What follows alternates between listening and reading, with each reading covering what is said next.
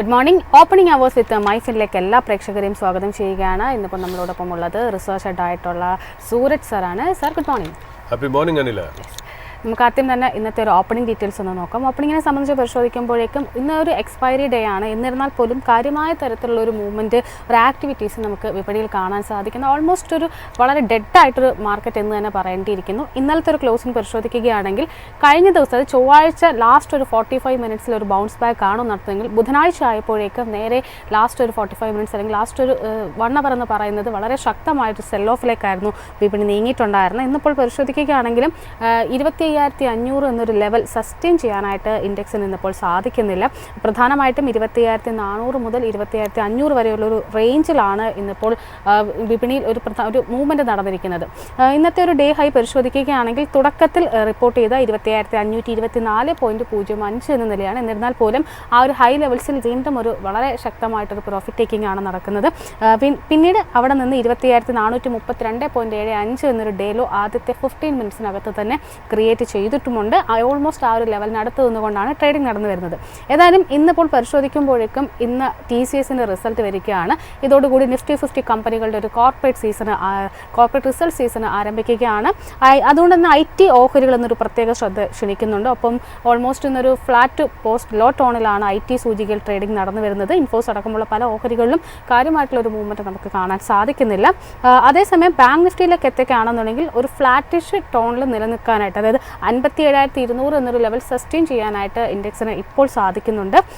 ഏറ്റവും അധികമായിട്ട് ഇന്നിപ്പോൾ ഒരു ഓപ്പണിംഗ് സ്റ്റേറ്റ്മെന്റ് തന്നെ പറഞ്ഞു വെക്കേണ്ടത് ഇന്നൊരു പക്ഷേ നിക്ഷേപകരുടെ ഒക്കെ ഒരു ശ്രദ്ധ ആകർഷിക്കുന്ന ഒരു ഓഹരി എന്ന് പറയുന്നത് വേദാന്തയാണ്. വേദാന്തയുമായി ബന്ധപ്പെട്ടിട്ടുള്ള വളരെ നിർണായകമായിട്ടുള്ള ചില അലിഗേഷൻസ് ആഗോളതലത്തിൽ ഉയർന്നു വന്നിട്ടുണ്ട്.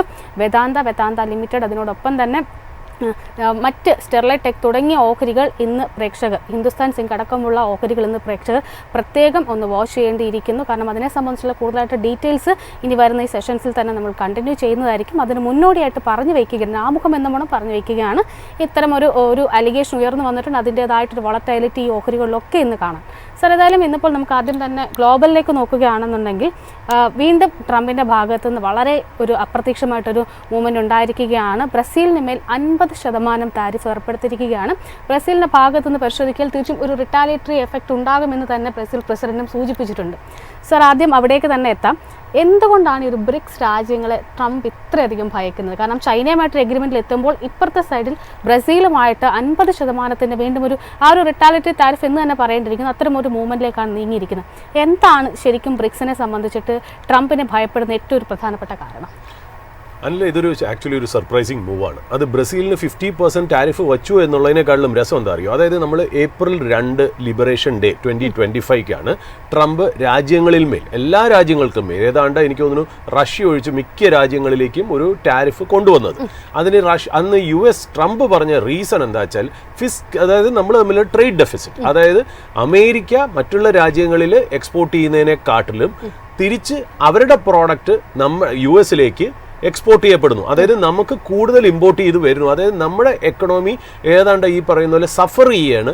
നമ്മൾ കിടന്നുള്ള നമ്മുടെ സഫറിങ്ങിലാണ് മറ്റുള്ള രാജ്യങ്ങൾ ഗ്രോ ചെയ്യുന്നത് എന്നുള്ള ഒരു മാനദണ്ഡത്തിലാണ് ശരിക്കും പറഞ്ഞാൽ ട്രംപ് ഒരു ടാരിഫ് വെച്ച് മുന്നോട്ട് പോകുന്നതല്ല. അപ്പോൾ പല രാജ്യങ്ങൾക്കും ആ ഒരു ട്രേഡ് ഡെഫിസിറ്റ് കണക്കാക്കി, അപ്പോൾ അതായത് എത്രയാണ് US-ഉം ആ പർട്ടിക്കുലർ രാജ്യവും തമ്മിൽ ട്രേഡ് ഡെഫിസിറ്റ്, അതായത് എത്രത്തോളമാണ് മറ്റേ രാജ്യത്തിൻ്റെ ട്രേഡ് സർപ്ലസ്. നമ്മൾ പറയുന്നത് എന്താ, നമ്മളിപ്പോൾ ഇന്ത്യയും US-ഉം തമ്മിൽ ട്രേഡ് സർപ്ലസ് എന്ന് പറഞ്ഞാൽ നമ്മൾ US-ലേക്ക് എക്സ്പോർട്ട് ചെയ്യുന്നതിന് കൂടുതലാണ്, അല്ലെങ്കിൽ അതിനേക്കാട്ടിൽ വളരെ വലിയൊരു എമൗണ്ട് ആണ് നമ്മൾ എക്സ്പോർട്ട് ചെയ്യുന്നത്, എന്നാൽ അതിനേക്കാളും കുറവാണ് നമ്മൾ US-ൽ നിന്നും ഇങ്ങോട്ടേക്ക് നമ്മൾ ഇമ്പോർട്ട് ചെയ്യണം. അപ്പം നമ്മൾ ട്രേഡ് സർപ്ലസ് എന്നും US ഈ ഡീലിൽ ട്രേഡ് ഡെഫിസിറ്റും എന്ന് സാധാരണ നമ്മൾ പറയാറുണ്ട്. അതായത് we import lesser than what we export to US. അപ്പോൾ ഇന്ത്യ US വെച്ച് നോക്കുമ്പോൾ US-ന് ട്രേഡ് ഡെഫിസിറ്റ്, നമുക്കൊരു ട്രേഡ് സർപ്ലസും ആണ്. അപ്പോൾ ഈ ഒരു അനോമാലിറ്റി എല്ലാ രാജ്യങ്ങളുമായിട്ട് US-നുണ്ട്. അതൊന്ന് കറക്റ്റ് ചെയ്യാൻ വേണ്ടിയിട്ടാണ് ഈ റെസിപ്രോക്കൽ ടാരിഫ് കൊണ്ടുവന്നു എന്നാണ് ട്രംപ് പറയുന്നത്. എന്നാൽ പല രാജ്യങ്ങളും, ഇപ്പോൾ സ്വിറ്റ്സർലൻഡ് പോലെയോ ബ്രസീൽ പോലെയുള്ള രാജ്യങ്ങൾക്ക് ശരിക്കും പറഞ്ഞാൽ US ആയിട്ട് ട്രേഡ് സർപ്ലസ് ഇല്ല. പകരം US-നാണ് ഇവർക്കായിട്ട് ട്രേഡ് സർപ്ലസ് ഉള്ളത്. അതിലൊരു രാജ്യമാണ് ബ്രസീൽ എന്ന് പറഞ്ഞാൽ. ഏതാണ്ട് $140 ബില്യൺ ട്രേഡ് സർപ്ലസ് US-ന് ബ്രസീലിന് മേലുണ്ട്. അതായത് US is at an advantage to Brazil എന്നുള്ള. നമ്മൾ പോലെയോ ചൈനയെ പോലെയോ വിയറ്റ്നാം പോലെയോ ബംഗ്ലാദേശ് പോലെ അല്ല. US exports more to Brazil than the import from Brazil എന്ന് പറയുന്ന ഒരു കൺസിഡറേഷൻ. അങ്ങനെ ഒരു രാജ്യത്തിന് 50% ടാരിഫ് കൊടുക്കുക എന്ന് പറയുന്നത് ഇതുവരെ കണ്ട കോപ്പി ബുക്ക് ചെയ്യുന്ന ഒരു ഡീവിയേഷനാണ്. അപ്പോൾ ഇത്രയും നാൾ പറഞ്ഞത് ഞങ്ങളുടെ ട്രേഡ് ഡെഫിസിറ്റ് നികത്താൻ വേണ്ടിയിട്ടാണ് ഈ ടാരിഫ് കൊണ്ടുവരുന്നത് എന്നുള്ള ഒരു ജസ്റ്റിഫൈഡ് റീസൺ ഉണ്ടായിരുന്നു. അതായത് നമ്മൾ ഒരു ആംഗിളിൽ കൂടെ നോക്കുമ്പോൾ ശരിയാണ് എന്ന് വരെ, അതായത് ചിലപ്പോൾ ചൈന ചെയ്യുന്നത് തെറ്റാണ് എന്ന് വരെ നമുക്ക് തോന്നിയിരുന്നു. പക്ഷേ ഇത് നമുക്ക് ഇപ്പോൾ കാണുമ്പോൾ നമുക്ക് മനസ്സിലാവണമെന്ന് വെച്ചാൽ അതായത് ഈ ട്രേഡ് ഡെഫിസിറ്റും അതൊന്നും അല്ല ഇതിനകത്ത് കണക്കെടുത്തിരിക്കുന്നത്. ഒരു പേഴ്സണൽ ഗ്രഡ്ജ് അല്ലെങ്കിൽ എന്തോ ഒരു പൊളിറ്റിക്കൽ റീസൺസിൽ ട്രംപ് എടുത്ത പോലെയാണ് നമുക്ക് കാണപ്പെടുന്നത് എന്നുള്ള കാര്യം. ഒന്നാമത്തെ കാര്യം എന്ന് വെച്ചാൽ അതിനകത്ത് ബ്രിക്സിൻ്റെ ആണോ എന്നറിയില്ല, സ്റ്റേറ്റഡ് പൊസിഷനായിട്ട് പുറത്തു വരുന്നത് വെച്ചാൽ ബ്രസീലിലെ ടോപ്പ് കോർട്ട്, അതായത് ടോപ്പ് സുപ്രീം കോർട്ട് ഒരു എന്താ പറയുക ഒരു ക്രാക്ക് ഡൗൺ അല്ലെങ്കിൽ അവിടുത്തെ സോഷ്യൽ മീഡിയകളെ ഒന്ന് ഫൈൻ ചെയ്തിട്ടുണ്ട്. സോഷ്യൽ മീഡിയ എന്ന് പറഞ്ഞാൽ പുറത്തുനിന്നുള്ള രാജ്യങ്ങളിലുള്ള സോഷ്യൽ മീഡിയ. ഇപ്പോൾ സോഷ്യൽ മീഡിയ എന്ന് നമ്മൾ ഗ്ലോബൽ ടേംസിൽ പറഞ്ഞു കഴിഞ്ഞാൽ ഫേസ്ബുക്ക്, എക്സ്, അങ്ങനത്തെ ഇതാണല്ലോ നമുക്ക് ഓട്ടോമാറ്റിക്കലി ഇൻസ്റ്റാഗ്രാം ഇതൊക്കെയാണ് വരുന്നത് എന്നുള്ള. അപ്പോൾ ഈ എക്സിന് എഗെയിൻസ്റ്റ് ആണ് എന്നുള്ളതാണ് നമ്മൾ മനസ്സിലാക്കി. എക്സിന് എഗെയിൻസ്റ്റ് ആയിട്ട് ബ്രസീലിലെ ടോപ്പ് കോർട്ട് ഒരു ഫൈനിങ് ഒക്കെ ചെയ്ത്, അത് മാത്രമല്ല നിങ്ങളുടെ സോഷ്യൽ മീഡിയ കമ്പനികൾ ബ്രസീലിലേക്ക് വരുമ്പോൾ റൂൾ ഓഫ് ദ ലാൻഡ്, ബ്രസീലിൽ എന്താണോ പ്രിസ്ക്രൈബ് ചെയ്തിരിക്കുന്ന റൂൾ ഓഫ് ലാൻഡ് അത് സ്റ്റിക്ക് ചെയ്യേണ്ടതായിട്ടുണ്ട് ഇത്തിരി ഹാർഷായിട്ട് കോർട്ട് ഡിസിഷൻ പറഞ്ഞു. അപ്പോൾ അത് ശരിയല്ല എന്നുള്ള രീതിയിലേക്ക് തന്നെയാണ് ഏതാണ്ട് ഒരു 50% ടാരിഫായിട്ട്, അതൊരു പൊളിറ്റിക്കൽ അല്ലെങ്കിൽ ഒരു പേഴ്സണൽ എന്നുള്ള രീതിയിൽ അതൊരു അനാവശ്യമായിട്ടുള്ള രീതിയിൽ ഇംപ്ലിമെൻറ്റ് ചെയ്തു എന്നുള്ള പുതിയ നരേറ്റീവ് ഇന്നലെ മുതൽ സ്റ്റാർട്ട് ചെയ്തതെന്നുള്ളത്. ഇനിയിപ്പോൾ വേറൊരു കാര്യം അറിയില്ല കേട്ടോ, അതായത് ഇപ്പോൾ നമുക്ക് ട്രംപിൻ്റെ മനസ്സിൽ കൂടി പോകുന്നത് എന്താണെന്ന് നമുക്കറിയില്ല. കാരണം എന്ന് വെച്ചാൽ ഇലോൺ മസ്ക് പുതിയൊരു പാർട്ടി തുടങ്ങിയെന്ന് പറഞ്ഞു. ഇലോൺ മസ്കിൻ്റെയാണ് എക്സ്. പറയുമ്പോൾ ഇലോൺ മസ്കും ട്രംപും നല്ല രീതിയിലായിരുന്നില്ല കുറച്ച് നാളായിട്ടെന്ന് നമ്മൾ മനസ്സിലാക്കണം. ആദ്യം ഭയങ്കര സുഹൃത്തുക്കളായിരുന്നു, ഇപ്പോൾ ചെറിയ രീതിയിൽ അവർ തമ്മിലൊരു ഗ്യാപ്പ് വന്നു. അതായത് ഇലോൺ മസ്ക് വേറെ പാർട്ടി തുടങ്ങാൻ പോകുന്നു. ഇനി ഇലോൺ മസ്കിനെ സുഖിപ്പിക്കാൻ വേണ്ടിയിട്ടാണോ, കാര്യം എക്സ് ആണല്ലോ ഇതിനകത്ത് മെയിൻ പാർട്ടി, അതിന് വേണ്ടിയിട്ടാണോ ട്രംപ് ഈ കൊണ്ടുവന്നതെന്നൊന്നും നമുക്കറിയില്ല എന്നുള്ള. പക്ഷേ ഞാൻ പ്രേക്ഷകരോട് ഒരു ഡിസ്ക്ലൈമർ മാത്രം പറയുന്നു കേട്ടോ അനിൽ, അതായത് നിങ്ങൾക്ക് ആർക്കെങ്കിലും ഇതിൽ പല ഏജ് കാറ്റഗറിയിലുള്ളവർ നമ്മുടെ ഈ പ്രോഗ്രാം വാച്ച് ചെയ്യുന്നുണ്ടല്ലോ, അതായത് വളരെ സീനിയേഴ്സ് ആയിട്ടുള്ളവർ മുതൽ യങ്സ്റ്റേഴ്സ് വരെ വാച്ച് ചെയ്യുന്നുണ്ട്. നിങ്ങൾക്ക് ആർക്കെങ്കിലും ഗ്ലോബൽ അംബീഷൻസ് ഉണ്ടെങ്കിൽ, അതായത് പഠിക്കാൻ പോകണമെന്നോ ജോലിക്ക് പോകണമെന്നോ വിസ അപ്ലൈ ചെയ്യണമെന്നോ നിങ്ങൾക്ക് ആഗ്രഹം ഉണ്ടെങ്കിൽ തീർച്ചയായിട്ടും നിങ്ങൾ സോഷ്യൽ മീഡിയയിൽ നിങ്ങളുടെ സോഷ്യൽ മീഡിയ ഹാൻഡിലുകളിൽ നിങ്ങൾ US-ന് എഗെയിൻസ്റ്റും ട്രംപിന് എഗെയിൻസ്റ്റും നെഗറ്റീവ് എഴുതാതിരിക്കുക എന്നൊരു സീനിയർ എന്നുള്ള രീതിയിൽ, അതായത് ഒരു എന്താ പറയുക ഒരു 18 വയസ്സുകാരൻ്റെ അച്ഛൻ എന്നുള്ള രീതിയിൽ ഞാൻ റിക്വസ്റ്റ് ചെയ്യണമെന്നുള്ളൂ. കാര്യം വെച്ചാൽ ഇപ്പോൾ അവർ നമ്മൾ വിസ ആപ്ലിക്കേഷൻ കൊടുക്കാൻ നേരത്ത് നമ്മുടെ സോഷ്യൽ മീഡിയ ഹാൻഡിൽസും കൂടെ അവിടെ കൊടുക്കണം എന്നുള്ളതാണ്. അതിൻ്റെ ഒരു സ്കാനിങ് നടക്കുന്നുണ്ടെന്നാണ് മനസ്സിലാണ്. പ്രത്യേകിച്ച് ഈ ട്രംപിൻ്റെ കാലഘട്ടത്തിൽ അത് വളരെ സ്ട്രിഞ്ചൻ്റ് ആയിട്ട് അവർ പാലിക്കുന്നതായിരിക്കും. അതുകൊണ്ട് നമുക്ക് ചിലപ്പോൾ ഫ്രസ്ട്രേഷൻ ഉണ്ടാവാം അല്ലെങ്കിൽ അനുകൂലിക്കുണ്ടാവും. കഴിയുന്നതും ഈ വക നോയ്സുകളിൽ ഇടപെടാതിരിക്കുക എന്നുള്ളത് ഒരു എന്താ പറയുക ഒരു സ്ഥാനത്ത് നിന്ന്, ഒരു സീനിയറിൻ്റെ സ്ഥാനത്ത് നിന്ന് ഞാൻ അഡ്വൈസ് ചെയ്യണം. നിങ്ങൾക്ക് എടുക്കാം അല്ലെങ്കിൽ കളയാമെന്ന് മാത്രം. പിന്നെ നമ്മൾ ഈ നോക്കുകയാണെങ്കിൽ വേറൊരു കാര്യമുണ്ട്. ഈ പറഞ്ഞ പോലെ ഈ ഒരു സെറ്റ് ഓഫ് കമന്റേറ്റേഴ്സ് പറയുന്നത് ബ്രസീൽ ബ്രിക്കിന്റെ ഒരു പാർട്ടായാണ്, അതായത് ബ്രിക്സിന്റെ ബി എന്ന് പറയുന്നതാണല്ലോ ബ്രസീൽ. അപ്പോൾ ആ ബ്രിക്കിന് എഗെയിൻസ്റ്റ് ആണ് ഇപ്പൊ അനില പറഞ്ഞ പോലെ അങ്ങനെ ചിന്തിക്കുന്ന കമന്റേറ്റേഴ്സും ലോകത്തുണ്ട്. അതായത് ബ്രിക്സിനെ വല്ലാതെ പേടിക്കുന്നു. അതിന് മുന്നോടിയായിട്ട് മറ്റുള്ളവർക്ക് ഒരു മെസ്സേജ് കൊടുക്കുന്നതിന് ആയിട്ടാണ് ഈ ബ്രിക്സിലെ ബ്രസീൽ, അതായത് ബിക്കിട്ട് ഒരു പണിഷ്മെന്റ് കൊടുത്തതെന്നും പറയുന്നത്. ആക്ച്വലി ഈ വേർഡ് കോയിൻ ചെയ്തത് ജിമ്മോ നീലാണ് കേട്ടോ.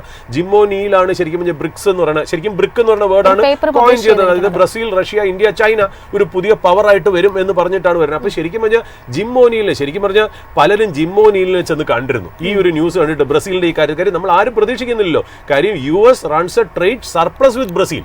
അങ്ങനെയുള്ള രാജ്യങ്ങൾക്ക് ഒന്നാമതെന്നറിയോ, ബ്രസീൽ ശരിക്കും പറഞ്ഞാൽ US-ന്റെ ഇമ്പോർട്ടിന്റെ 2% മാത്രമേ ഉള്ളൂ ബ്രസീൽ എന്നുള്ളത്. മനസ്സിലായി? അത് കൂടുതലും വരുന്നത് coffee, iron, steel, orange juice ഇങ്ങനത്തെ കാര്യങ്ങൾ. ഒരു രീതിയിലും കോമ്പറ്റീഷനും ഇല്ല എന്നുള്ളതാണ്. എന്നിട്ടും എന്തിനാണ് ഇത് ചെയ്തതെന്നുള്ളത് പ്രകാരം വെച്ചിട്ട് പല മാധ്യമങ്ങളും ജിമ്മോ നീലിനെ ചെയ്തിരുന്നു. അപ്പോൾ ജിമ്മോ നീൽ പറയുന്നത് വെച്ചാൽ ട്രംപ് ആവശ്യമില്ലാതെയാണ് ഈ ബ്രിക്സിന് ഇമ്പോർട്ടൻസ് കൊടുക്കുന്നത്. ബ്രിക്സ് അത്രയ്ക്ക് വലിയൊരു പവറൊന്നും US-നെ ചലഞ്ച് ചെയ്യുന്ന രീതിയിലായില്ല. അത് മാത്രമല്ല ബ്രിക്സ് വേറൊരു കറൻസിയെ കുറിച്ചൊന്നും, ഡോളറിന് എഗെയിൻസ്റ്റ് ആയിട്ട് വേറെ കറൻസിയെ കുറിച്ചൊന്നും ആലോചിച്ചിട്ടില്ല. എന്തുകൊണ്ടാണ് ചെയ്യണമെന്ന് ജിമ്മോ നീലിനും മനസ്സിലായിട്ടില്ല എന്ന് പറയുന്നത്. അതായത് ട്രംപ് ഒരു ഓവർ ഇമോഷണൽ ആവുന്നുണ്ടോ എന്നുള്ളൊരു സംശയം കൂടെ പറയുന്നുണ്ട്. ഇത് കൂടാതെ തന്നെ നമ്മളിപ്പോൾ മനസ്സിലാക്കുന്ന ബിക്ക് എഗെയിൻസ്റ്റ് വന്നു. ഇനി ആറിന് എഗെയിൻസ്റ്റ് വരുമോ, അതായത് റഷ്യ, ഐക്ക് എഗെയിൻസ്റ്റ് വരുമോ, ഇന്ത്യക്ക് സി, ചൈനയ്ക്ക് എഗെയിൻസ്റ്റ് വരുമോ, എസ്, സൗത്ത് ആഫ്രിക്കയ്ക്ക് എഗെയിൻസ്റ്റ് വരുമോ എന്നുള്ളതാണ് ഇനിയിപ്പോൾ ഉറ്റുനോക്കുന്നുള്ളത്. ഇത് വളരെ കൺഫ്യൂസിംഗ് ആണ്. ബ്രസീലിന് 50% വെച്ചത് വളരെ കൺഫ്യൂസിംഗ് ആണ്. ആ ഫിഗർ അല്ല എന്തുകൊണ്ട്, അതായത് ഏറ്റവും വലുത് വെച്ചിരിക്കുന്നു. മറ്റുള്ള രാജ്യങ്ങൾക്ക് 20, 25, 30 ഒക്കെ വെക്കുമ്പോൾ ഏതാണ്ട് 50 വെച്ചിരിക്കുന്നു എന്നുള്ള അത്രയ്ക്ക് മാത്രം എന്താ പറയുക ഒരു ഒരു ഡെപ്ത് ഉണ്ടോ ഇതിനെന്നുള്ളത് നമുക്ക് ആലോചിക്കുന്നുണ്ട്. പിന്നെ അത് മാത്രമല്ല, it is being said that Trump has send letters to other small countries Philippines, Brunei, Moldova, Algeria, Libya, Iraq and Sri Lanka, and none of them are a threat to US. അതായത് US ഒരു രീതിയിലും threat വരാത്ത ചെറിയ രാജ്യങ്ങൾക്കാണ് ഈ വെച്ചിരുന്നുള്ളത്. അതിശയകരമായിട്ടുള്ള കാര്യം, ഇന്നലെ മുതലേ ഈ ട്രംപിന്റെ കാര്യങ്ങൾ വേറൊരു ട്രാജക്ടറിയിലേക്ക് പോയി. അതായത് അതിന്റെ ഉദ്ദേശം എന്താണ്, അതിന്റെ ഇന്റൻഷൻ എന്താണെന്ന് നമുക്ക് മനസ്സിലാവുന്നില്ല എന്നൊരു കാര്യം. നമ്മളിപ്പോൾ US മാർക്കറ്റിലേക്ക് വരികയാണെങ്കിൽ S&P നോക്കുകയാണെങ്കിൽ മൈൽഡ്ലി പോസിറ്റീവ് ആയിരുന്നു, 0.61% പ്ലസ് ആയിരുന്നു. ഡൗ ജോൺസ് 0.49% അപ്പായിരുന്നു. നാസ്ഡാക്ക് ഓൾ ടൈം ഹൈ 0.95% കയറി. അതായത് in fact a good day but a quiet day ആയിരുന്നു US മാർക്കറ്റിൽ എന്ന് പറയാം. അതുപോലെ നാസ്ഡാക്ക് കയറി എന്ന് പറയുമ്പോൾ NVIDIA for the first time in the history ആ കമ്പനിയുടെ മാർക്കറ്റ് ക്യാപ്പ് $4 ട്രില്യൺ ടച്ച് ചെയ്തിരുന്നു എന്നുള്ളതാണ്. അപ്പോൾ ഒന്ന് ആലോചിച്ച് നോക്കൂ, ഏതാണ്ട് S&P 500ന്റെ 7.5% വെയിറ്റേജ് ആണ് ഈ എന്താ പറയുക ഈ NVIDIAക്ക് വന്നെന്നുള്ളത്. 2023 ശേഷം, അതായത് ഏതാണ്ട് 2-2.5 കൊല്ലം കൊണ്ട് 1000% കയറിയ സ്റ്റോക്കാണ് NVIDIA എന്നുള്ളത് പറഞ്ഞു വയ്ക്കാതിരിക്കാൻ വയ്യ.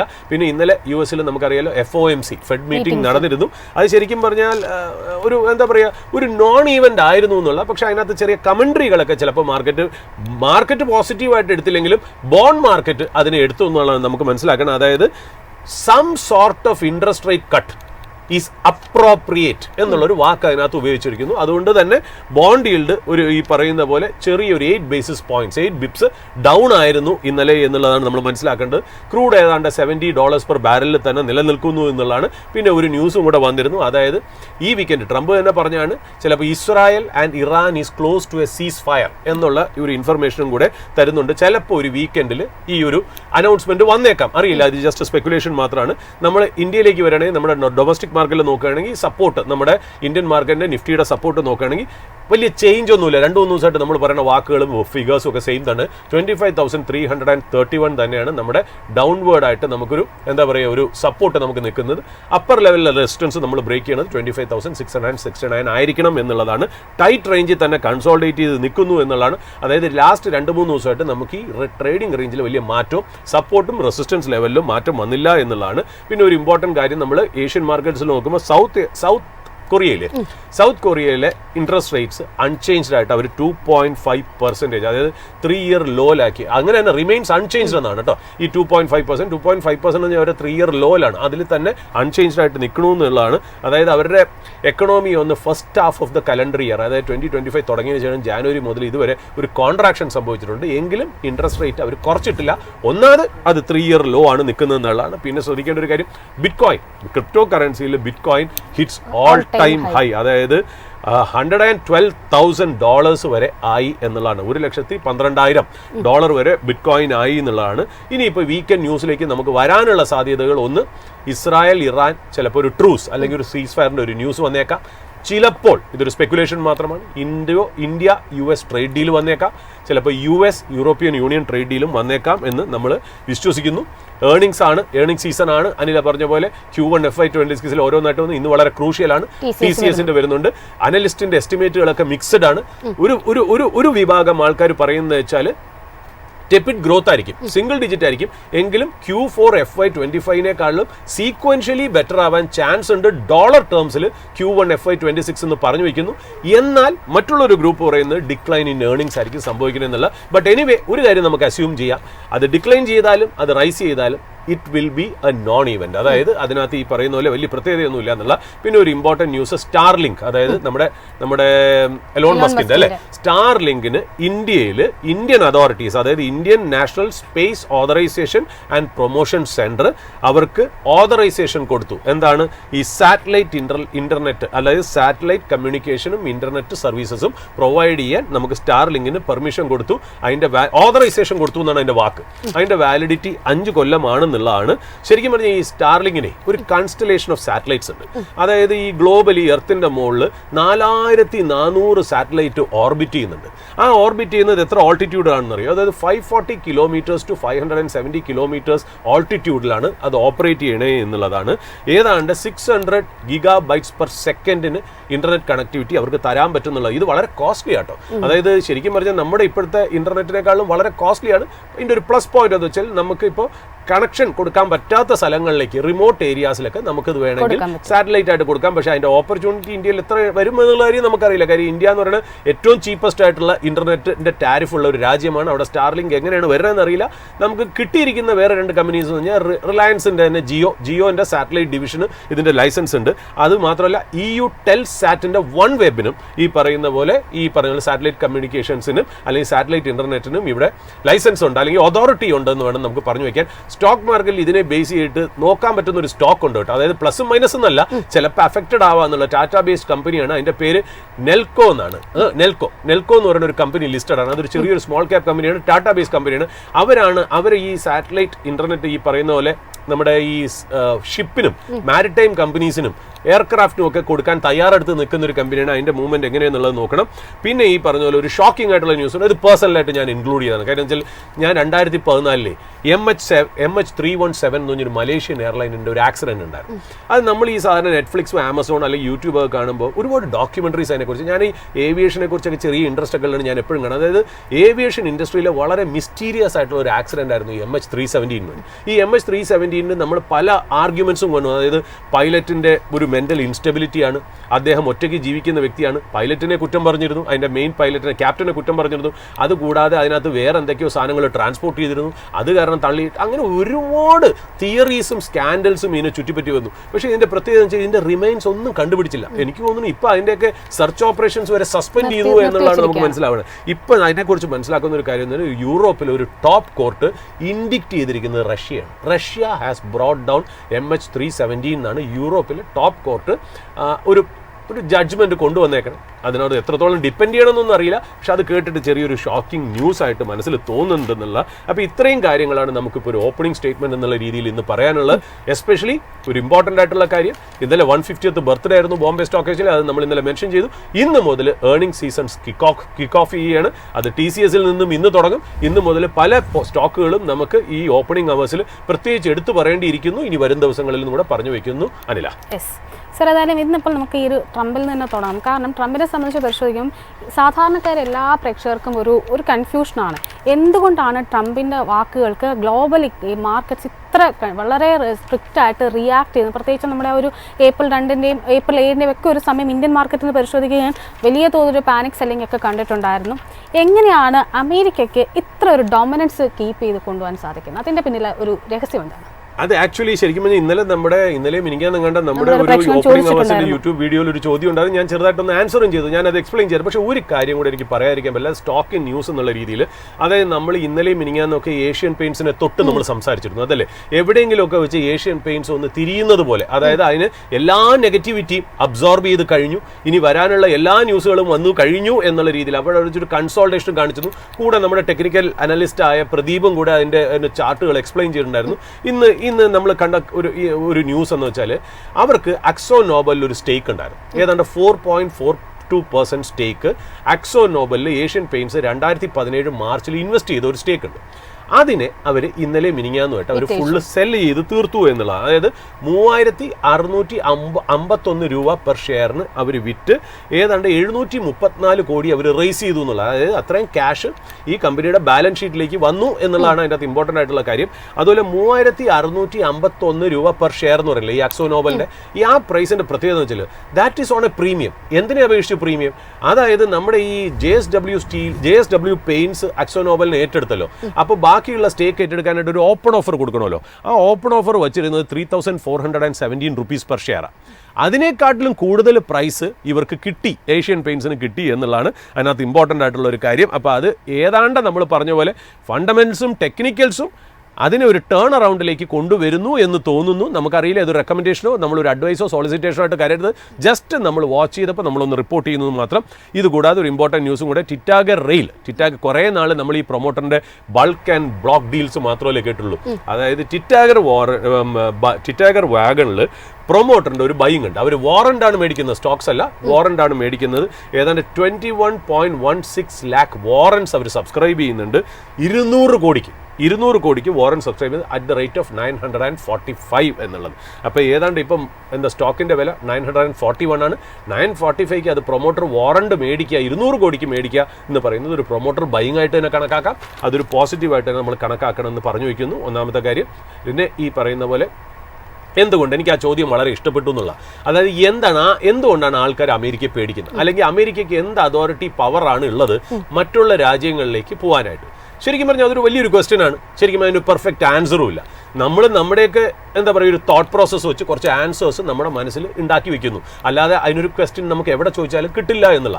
പക്ഷേ എനിക്ക് അതിനകത്തൊരു 10 റീസൺ ഉണ്ട്. ഇത് എനിക്ക് വ്യക്തിപരമായിട്ട് തോന്നുന്നതാണ്. ചിലവർക്ക് ഇതിനേക്കാളും കൂടുതൽ കാണാം, അല്ലെങ്കിൽ ഞാൻ പറയുന്ന എതിരെ കാണാം. അതിൻ്റെ ഒരു ഡിസ്ക്ലൈമറും കൂടെ പറഞ്ഞ് ഞാൻ വെക്കുന്നു എന്നുള്ള. പക്ഷേ ചോദ്യത്തിന് ഒരു ഇൻട്രസ്റ്റ് ഉള്ളതുകൊണ്ട് അനില ചോദിച്ചു, എനിക്കും അത് ഇഷ്ടപ്പെട്ട ഒരു ചോദ്യമായതുകൊണ്ട് ഞാൻ ഉത്തരവും പറയുന്നില്ല. ഒന്നാമത്തെ കാര്യം തന്നെ വേൾഡിൽ ഏറ്റവും ലാർജസ്റ്റ്, അതായത് 10 റീസണാണ് ഞാൻ കാണുന്നത്. 10 റീസണാണ് എൻ്റെ മുന്നിൽ ഞാൻ കാണുന്നത്.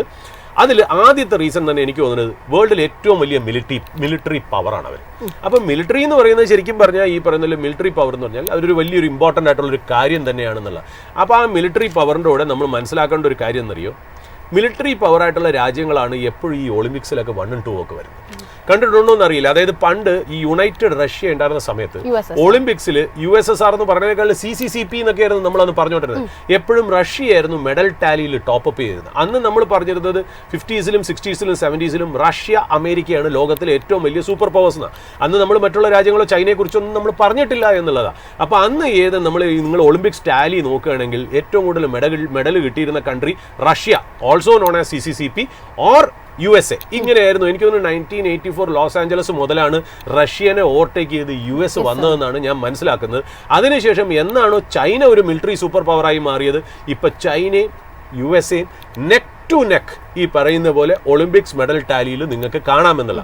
ഏഷ്യൻ ഗെയിംസ് വരുമ്പോൾ ശരിക്കും പറഞ്ഞാൽ ചൈന ലിറ്ററലി വളരെ വലിയ ഒരു ടോപ്പ് വൈപ്പ് ഔട്ട് ചെയ്ത് ഏറ്റവും കൂടുതൽ മുകളിൽ നിൽക്കുന്നു. പിന്നെ വരുന്നത് ജപ്പാനും കൊറിയയൊക്കെ പിന്നെ താഴേക്ക് വളരെ താന്നാണ് കിടക്കുന്നത് എന്നുള്ള മെഡൽ ടാലി ആയിരുന്നു. അപ്പം മിലിറ്ററി സൂപ്പർ പവർ എന്ന് പറയുന്നത്, അതായത് കൺട്രി മിലിറ്ററി ഗ്രോ ചെയ്യാൻ നേരത്ത് അതിൻ്റെ സ്പോർട്സ് ഇൻഫ്രാസ്ട്രക്ചറും ഒക്കെ വലുതാവുന്ന രീതിയിലാണ് കാണുന്നത്. അപ്പോൾ എവിടെ എന്ത് കാര്യം എടുത്തു നോക്കിയാലും നമ്മൾ എന്തൊരു കമ്പാരിസൺ ലോകത്ത് കൊണ്ടുവന്നാലും ഈ USA മുകളിലുണ്ടാവും.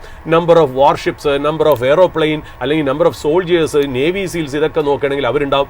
ഏതെങ്കിലും ഗ്ലോബൽ ഈവൻസ് ആയിട്ടുള്ള ഒളിമ്പിക്സ് പോലെയുള്ള സ്ഥലങ്ങളിൽ വെച്ച് നോക്കുമ്പോൾ ഈ പറയുന്ന പോലെ അവരുടെ മെഡൽ ടാലി എപ്പോഴും ടോപ്പിലുണ്ട്. അപ്പം നമ്മുടെ മനസ്സിൽ സൈക്കോളജിക്കലായിട്ട് ദേ ആർ ഓൺ ടോപ്പ് എന്നുള്ള ഒരു രീതിയിൽ തന്നെ അവർ നിലനിൽക്കുന്നു എന്നുള്ളത് അതിൽ കുറേ വാസ്തവം ഉണ്ടെന്നുള്ളത് ഒന്നാമത്തെ കാര്യം. രണ്ടാമത്തെ കാര്യം, അവരുടെ ഏറ്റവും വലിയ ശക്തി അവരുടെ കറൻസിയാണ്. അതായത് US ഡോളർ എന്ന് പറഞ്ഞാൽ വേൾഡിലെ റിസർവ് കറൻസി ആണെന്നുള്ളത്. അതായത് നമ്മൾ ലോകത്ത് ഒരു ഡോളർ നമ്മൾ പോക്കറ്റിലിട്ടുകൊണ്ട് ഏത് ലോക രാജ്യത്തിലും വേണമെങ്കിൽ നമുക്ക് സഞ്ചരിക്കുക എന്നുള്ളത്. നമുക്ക് അറിഞ്ഞൂടാത്ത രാജ്യങ്ങളിൽ പോവുകയാണെങ്കിൽ പോലും നമ്മൾ എന്താ ചെയ്യുന്നത്, അവിടുത്തെ കറൻസിയിൽ നമ്മൾ കൺവേർട്ട് ചെയ്ത് പോകാറില്ല. ഇപ്പോൾ ഉദാഹരണത്തിന് നമ്മളിപ്പോൾ ഒരുപാട് നമ്മുടെ എന്താ പറയുക നമ്മുടെ ട്രാവലേഴ്സ്, ടൂറിസ്റ്റുകൾ കസക്കിസ്ഥാൻ, ഉസ്ബെക്കിസ്ഥാൻ, അസർബൈജാൻ എന്നുള്ള ബാക്കു പോലുള്ള സ്ഥലങ്ങളിൽ നമ്മൾ ട്രാവൽ ചെയ്ത് പോകുന്നു. നമ്മൾ ഇവിടുന്ന് നേരിട്ട് അവരുടെ കറൻസി ട്രാൻസ്ഫർ ചെയ്യല്ല, നമ്മൾ ഇവിടുന്ന് നേരെ US ഡോളേഴ്സ് കൺവേർട്ട് ചെയ്ത് ക്യാരി ചെയ്ത് നമ്മൾ ഫ്ലൈറ്റിൽ പോയി അവിടെ ഇറങ്ങിയിട്ട് അവിടുന്ന് US ഡോളർ കൺവേർട്ട് ചെയ്താണ് അവരുടെ കറൻസി എടുക്കണത് എന്നുള്ളത്. അപ്പോൾ അത്രയ്ക്ക് ആ ഒരു മീഡിയം ഓഫ് ട്രാൻസാക്ഷനിൽ കറൻസിയുടെ ഇമ്പോർട്ടൻസ് എന്താണെന്നും അവിടെ US ഡോളേഴ്സ് എന്താണെന്നും, അതുപോലെ നമ്മൾ ഫ്ലൈറ്റ് ടു സേഫ്റ്റി എന്ന് പറയില്ല. അതായത് ഗ്ലോബൽ മാർക്കറ്റ്സിൽ എന്തെങ്കിലും പ്രോബ്ലം ഉണ്ടെങ്കിൽ, എവിടെയെങ്കിലുമൊക്കെ ഇൻസർജൻസി ഉണ്ടെങ്കിൽ, the global money will go to safer currency അല്ലെങ്കിൽ സേഫർ ഹെവൻ എന്നുള്ള US ഡോളേഴ്സിലേക്ക് പോകുന്നു എന്നുള്ള എന്താ പറയുക, ഡോളറും ഗോൾഡുമാണ് സേഫർ കറൻസി. അല്ലെങ്കിൽ US ഈ കറൻസി ഇങ്ങനെ ഡോളർ ഇങ്ങനെ നിൽക്കുന്നതുകൊണ്ട് തന്നെ ബോണ്ടും നമ്മൾ വളരെ ഇമ്പോർട്ടൻ്റ് ഒരു ഇൻസ്ട്രുമെൻ്റ് ആയിട്ട് നമ്മൾ പറയുന്നുള്ളൂ. അപ്പം കറൻസി US ഡോളേഴ്സ് അവരൊരു സ്ട്രെങ്ത് തന്നെയാണ് രണ്ടാമത്തെ കാര്യം. മൂന്നാമത്തെ അവരുടെ ഫിനാൻഷ്യൽ ഇൻസ്റ്റിറ്റ്യൂഷൻസ്, ഈ ബാങ്ക്സും പ്രൈവറ്റ് ഇക്വിറ്റി കമ്പനികളും ഈ പറയുന്ന പോലെ ഉള്ള എല്ലാ രീതിയിലുള്ള ഫിനാൻഷ്യൽ ബിസിനസ്സുകളിൽ അതിൻ്റെ ഒരു സ്ഥലമാണ് ഈ ന്യൂയോർക്ക് വാൾ സ്ട്രീറ്റ് എന്ന് പറയുന്നത്. അവരാണ് ഈ ലോകത്തെ ഫ്ലോ ഓഫ് ക്യാപിറ്റൽ കൺട്രോൾ ചെയ്യുന്നത്. നമ്മളിപ്പോൾ ഇവിടെ തന്നെ FII ബൾക്ക് ഡീല് അല്ലെങ്കിൽ ബ്രോക്കറേജ് റിപ്പോർട്ട്, നമ്മുടേന്ന് മാത്രമല്ല, അത് സൗത്ത് അമേരിക്ക, ജപ്പാൻ, ബ്രസീൽ, അല്ലെ വിയറ്റ്നാം, ഏത് മാർക്കറ്റ് എടുത്താലും നമ്മൾ പറയുന്നത് മോർഗൻ സ്റ്റാൻലി ബൈ ചെയ്തു, ബാങ്ക് ഓഫ് അമേരിക്ക ബൈ ചെയ്തു. അവിടെയൊക്കെ ഒരു FII ആയിട്ട് വരുന്നതൊക്കെ ഈ പറഞ്ഞ പോലെ ബാങ്കാണ്. അപ്പോൾ ശരിക്കും പറഞ്ഞാൽ ഫിനാൻഷ്യൽ ട്രാൻസാക്ഷൻ്റെ ഒരു ഗ്ലോബൽ ഹബ്ബ്. അത് കഴിഞ്ഞാണ് ലണ്ടൻ പോലും വരുന്നത്, പിന്നെ ദുബായും ബോംബെ ഒക്കെ വരുന്നത് നമുക്ക് നന്നായിട്ട്, സിംഗപ്പൂരും ഒക്കെ ഒക്കെ വരുന്നത് നമുക്ക് നന്നായിട്ട് അറിയാം. അതായത് വാൾ സ്ട്രീറ്റ് എന്ന് പറയുന്ന അവരുടെ ആ ഒരു സിസ്റ്റം ഉണ്ടല്ലോ, that financial system of US, that is the backbone എന്നുള്ളതാണ്. അപ്പോൾ അതൊരു തേർഡ് പോയിന്റ് ആണ്, അവർക്കൊരു plus point. They control the flow of capital. ഏതൊക്കെ രാജ്യങ്ങളിൽ ഓവർ വെയിറ്റ് ആവണം, ഏതൊക്കെ രാജ്യങ്ങളിൽ അണ്ടർ വെയിറ്റ് ആവണം, എവിടെയൊക്കെ സെല് ചെയ്യണം, എവിടെയൊക്കെ ബൈ ചെയ്യണം എന്നുള്ള ഡിസിഷൻ വരുന്നത് വാൾ സ്ട്രീറ്റിൽ നിന്നാണ്. അത് ത്രൂ ഫിനാൻഷ്യൽ ഇൻസ്റ്റിറ്റ്യൂഷൻ ബാങ്ക്സിൽ നിന്നാണ്. അതുകൊണ്ട് US banks and US financial institution അവരുടെ തേർഡ് വലിയ സ്ട്രെങ്ത് ആണെന്നുള്ളത്. നാലാമത്തെ നമുക്കറിയാം, ആ രാജ്യമാണ് ഈ പറഞ്ഞ പോലെ intellectual property rights, copyright, പേറ്റന്റിന്റെ ഒക്കെ രാജാവ്. അതായത് അവരുടെ കമ്പനികളാണ് ലോകത്തെ ഏറ്റവും കൂടുതൽ ഈ IP റൈറ്റ്സും ഇന്റലക്ച്വൽ പ്രോപ്പർട്ടി റൈറ്റ്സും കോപ്പി റൈറ്റും, മ്യൂസിക് ആണെങ്കിലും മൂവീസ് ആണെങ്കിലും അല്ലെങ്കിൽ എന്തെങ്കിലും ഒരു പ്രോഡക്റ്റ് ഉണ്ടാക്കണമെങ്കിലും അവരാണ് അതിൻ്റെ രാജാവ് എന്നുള്ളത്. അപ്പോൾ വേറെ ഏത് രാജ്യങ്ങൾ ഈ വക സാധനങ്ങൾ യൂസ് ചെയ്യണമെന്നുണ്ടെങ്കിലും അവർക്ക് അതിൻ്റെ ആ ഒരു റൈറ്റ് കൊടുക്കണം എന്നുള്ള, കോപ്പി റൈറ്റ് കൊടുക്കണം എന്നുള്ളത് ഫാർമയിലൊക്കെ ഒരു വലിയ ഡൊമിനന്റ് പ്ലെയർ ആണ്. അബ്സല്യൂട്ട്ലി. അപ്പോൾ അതൊക്കെ ശരിക്കും പറഞ്ഞ ഒരു ഫോർത്ത് റീസൺ ആണ് അമേരിക്കയെ പവർ ചെയ്ത് അവിടെ നിർത്താനായിട്ട്. പിന്നെ അഞ്ചാമത്തെ ഒരു റീസൺ എന്ന് പറഞ്ഞാൽ അവരുടെ ഒരു ഇന്നോവേഷൻ ഒരു എക്കോസിസ്റ്റം. അതായത് നമ്മുടെ ഇവിടെ അതിൽ ഏറ്റവും വലിയ പ്രത്യേകത പറയുന്നറിയോ, നമ്മുടെ ഇവിടെ സമൂഹം ഒരു ബിസിനസ് നടത്തി, ഇപ്പൊ നമ്മളൊരു ബിസിനസ് നടത്തി പൊളിഞ്ഞുപോയി, നമ്മളെ സമൂഹം എങ്ങനെയാണ് കാണുന്നത്? ആദ്യം തന്നെ ബാങ്ക് നമ്മളെ ഈ ജപ്ത് ചെയ്ത് നമ്മളെ മോശമാക്കി. നമ്മളിപ്പോൾ ഒരുപാട് കഥകൾ കേരളത്തിൽ തന്നെ കേൾക്കുന്നുണ്ടല്ലോ, ഒരുപാട് രീതിയിൽ നമ്മളെ മോശമാക്കി, നമ്മുടെ ക്യാരക്ടറൊക്കെ വളരെ മോശമാക്കിയാണ് ഇത് കാണിക്കുന്നത് എന്നുള്ളത്. അതുമല്ല നമ്മളൊരു ഔട്ട്കാസ്റ്റ് ആയിട്ടാണ് പിന്നെ സമൂഹം കാണും. അവിടെ എങ്ങനെയല്ല, നമ്മളൊരു ബാങ്ക്രപ്സി നടത്തി കഴിഞ്ഞാൽ നിങ്ങൾക്ക് Chapter 11 ബാങ്ക്രപ്സി നമുക്ക് ഫയൽ ചെയ്യാം. ഫയൽ ചെയ്ത് കഴിഞ്ഞ് അത് മാറ്റി വെച്ചാൽ നിങ്ങൾക്ക് വേറൊരു കമ്പനി തുടങ്ങുകയാണ്, വേറൊരു കമ്പനി തുടങ്ങുക. അതുപോലെ അതായത് നിങ്ങളുടെ ഓൺട്രപ്രണർഷിപ്പിനെ എൻകറേജ് ചെയ്യുന്നു, നിങ്ങളുടെ ഇന്നോവേഷനെയും ആ ഒരു തോട്ട് പ്രോസസ്സിനെ എൻകറേജ് ചെയ്ത കാരണം അവർക്ക് ഗ്ലോബൽ കമ്പനീസ് ഉണ്ടാക്കാൻ പറ്റി. കാര്യം നല്ല ബ്രെയിൻ ഉള്ള ആൾ ചിലപ്പോൾ ഒരു ബിസിനസ് തുടങ്ങി ഒരു പ്രാവശ്യം പൊട്ടിയെന്ന് പറഞ്ഞാൽ അടുത്ത പ്രാവശ്യം പൊട്ടണം നിർബന്ധമില്ല. അപ്പോൾ അയാളെ ഡിസ്കറേജ് ചെയ്യാൻ പാടില്ല. അയാളുടെ ബ്രെയിൻ ഉപയോഗിച്ച് രണ്ടാമതൊരു കമ്പനി തുടങ്ങാനുള്ള ഒരു ബെഡ്, ഒരു സ്ഥലം, ഒരു ഗ്രൗണ്ട് US ഉണ്ടാക്കി കൊടുക്കുന്നു. അത് കാരണം തന്നെ ഗ്ലോബൽ കമ്പനീസ് അവിടുന്ന് ഉയർന്നു വരുന്നു എന്നുള്ളത് അവരുടെ അഞ്ചാമത്തെ ഒരു വലിയ കാര്യമാണ്. ആറാമത്തെ അവരുടെ വിസ റെജീമാണ്. അതായത് US-ലേക്ക് നിങ്ങൾ സ്റ്റുഡൻ്റ് ആയിട്ടാണെങ്കിലും ബിസിനസ് ആവശ്യത്തിനാണെങ്കിലും ഒരു വിസിറ്റ് ആണെങ്കിലും ടൂറിസ്റ്റ് ആണെങ്കിലും ഒഫീഷ്യൽ പർപ്പസിനാണെങ്കിലും പോകണമെങ്കിൽ പോലും അവരുടെ വിസ റെജീം ഭയങ്കര സ്ട്രിക്റ്റ് ആണ്. ആ പ്രോസസ്സിനെ കുറിച്ച് നമുക്ക് വലിയ പേടിയാണ്. നമ്മൾ ഇവിടുന്ന് പോകുമ്പോൾ തന്നെ എന്താ പറയുക, ചെന്നൈ കൺസുലേറ്റിൽ എങ്ങനെ പെരുമാറണം, അല്ലെങ്കിൽ ഹൈദരാബാദ് കൺസുലേറ്റിൽ എങ്ങനെ പെരുമാറണം, അവിടെ ചെന്ന് അനാവശ്യമായിട്ട് വർത്താനം പറയില്ല. Right of admission reserve. അവരുടെ രാജ്യങ്ങളിലേക്ക് പോകണമെങ്കിൽ സ്ട്രിക്റ്റ് റൂൾസ് ഉണ്ട് എന്നാണ് പറഞ്ഞു വെക്കുന്നത്. US വിസ കിട്ടണമൊക്കെ നമ്മൾ വലിയ പ്രൗഡായിട്ടൊക്കെ നമ്മൾ പാസ്പോർട്ടിൽ കാണിക്കുന്നു എന്നുള്ള. അപ്പോൾ വിസ റെജീം ഒരു കാര്യം തന്നെയാണ്. പിന്നെ ഏഴാമത്തെ ഒരു പോയിന്റ് ഒന്നിന് അവരുടെ എഡ്യൂക്കേഷണൽ സിസ്റ്റം. അവരുടെ എഡ്യൂക്കേഷണൽ സിസ്റ്റം ഉണ്ടാക്കിയിരിക്കുന്ന യൂണിവേഴ്സിറ്റീസ് നോക്കൂ. നമ്മൾ ഇവിടുന്ന് എല്ലാവരും പറയുന്നത് ക്രീം ലഡാക്ക് ക്രീം യൂണിവേഴ്സിറ്റിയിൽ പഠിക്കണം, അല്ലെങ്കിൽ Ivy ലീഗിൽ പഠിക്കണം, സ്റ്റാൻഫോർഡ്, ഹാർവാർഡ് എന്നൊക്കെ രീതിയിൽ നമ്മൾ പറയുന്നില്ലേ, ആ രീതിയിലേക്ക് MIT-യിലൊക്കെ പഠിക്കുക എന്ന് പറയുന്നത്. അപ്പോൾ ആ ഇൻസ്റ്റിറ്റ്യൂഷൻസിൽ നിന്ന് കിട്ടുന്ന വെയിറ്റേജ്, ആ ഇൻസ്റ്റിറ്റ്യൂഷൻസിൽ നിന്ന് ആൾക്കാരെ ഗ്ലോബൽ കമ്പനീസ് റിക്രൂട്ട് ചെയ്യുന്ന സാലറി, ഈ വക കാര്യങ്ങളൊക്കെ വളരെ വലിയൊരു അട്രാക്ഷൻ തരുന്നുണ്ട്. എല്ലാ സ്റ്റുഡൻസിൻ്റെയും ഗ്ലോബൽ അംബീഷൻ എന്ന് പറഞ്ഞാൽ US-ലെ Ivy ലീഗ് കോളേജസിലോ യൂണിവേഴ്സിറ്റിയിലോ പഠിക്കണം എന്നുള്ള. അപ്പോൾ അവർ എഡ്യൂക്കേഷണൽ ഇൻസ്റ്റിറ്റ്യൂഷൻ ഒരു ഏഴാമത്തെ അവരുടെ ഒരു സ്ട്രെങ്ത് ആണെന്നുള്ള. എട്ടാമത്തെ അവരൊരു കോസ്മോപൊളിറ്റൻ കൾച്ചർ. അതായത് അവരെന്ന് വെച്ചാൽ they are welcoming the best brains from all over the world. അതായത് നമ്മൾ പല കമ്പനിയോട് ചിലത്ത് അവരുടെ CEO ചിലപ്പോൾ ഒരു ചൈനീസ് എത്നിസിറ്റി ആയിരിക്കാം, പക്ഷേ US സിറ്റിസൺ ആയിരിക്കാം. അല്ലെങ്കിൽ നമ്മുടെ ഇവിടെ നിന്ന് തന്നെ സത്യാനാടല്ല, നമ്മൾ എന്തെല്ലാം പേരുകൾ, ഇന്ദിര നൂയി എന്നൊക്കെ കേട്ടിരിക്കുന്നവരാ. ഇന്ത്യയിലേക്കുള്ള ബെസ്റ്റ് ബ്രെയിൻസ് ആണ് അവിടെയുള്ള കമ്പനീസ് ലീഡ് ചെയ്യണമെന്നുള്ളത്. അപ്പോൾ അവരുടെ ആ ഒരു cosmopolitan culture, they are welcoming every one എന്നുള്ള രീതിയിലാണ്. അത് അവരുടെ ആ ഒരു കൾച്ചറിനെ ഭയങ്കരമായിട്ട് ഹെൽപ്പ് ചെയ്യണമെന്നുള്ളതാണ്.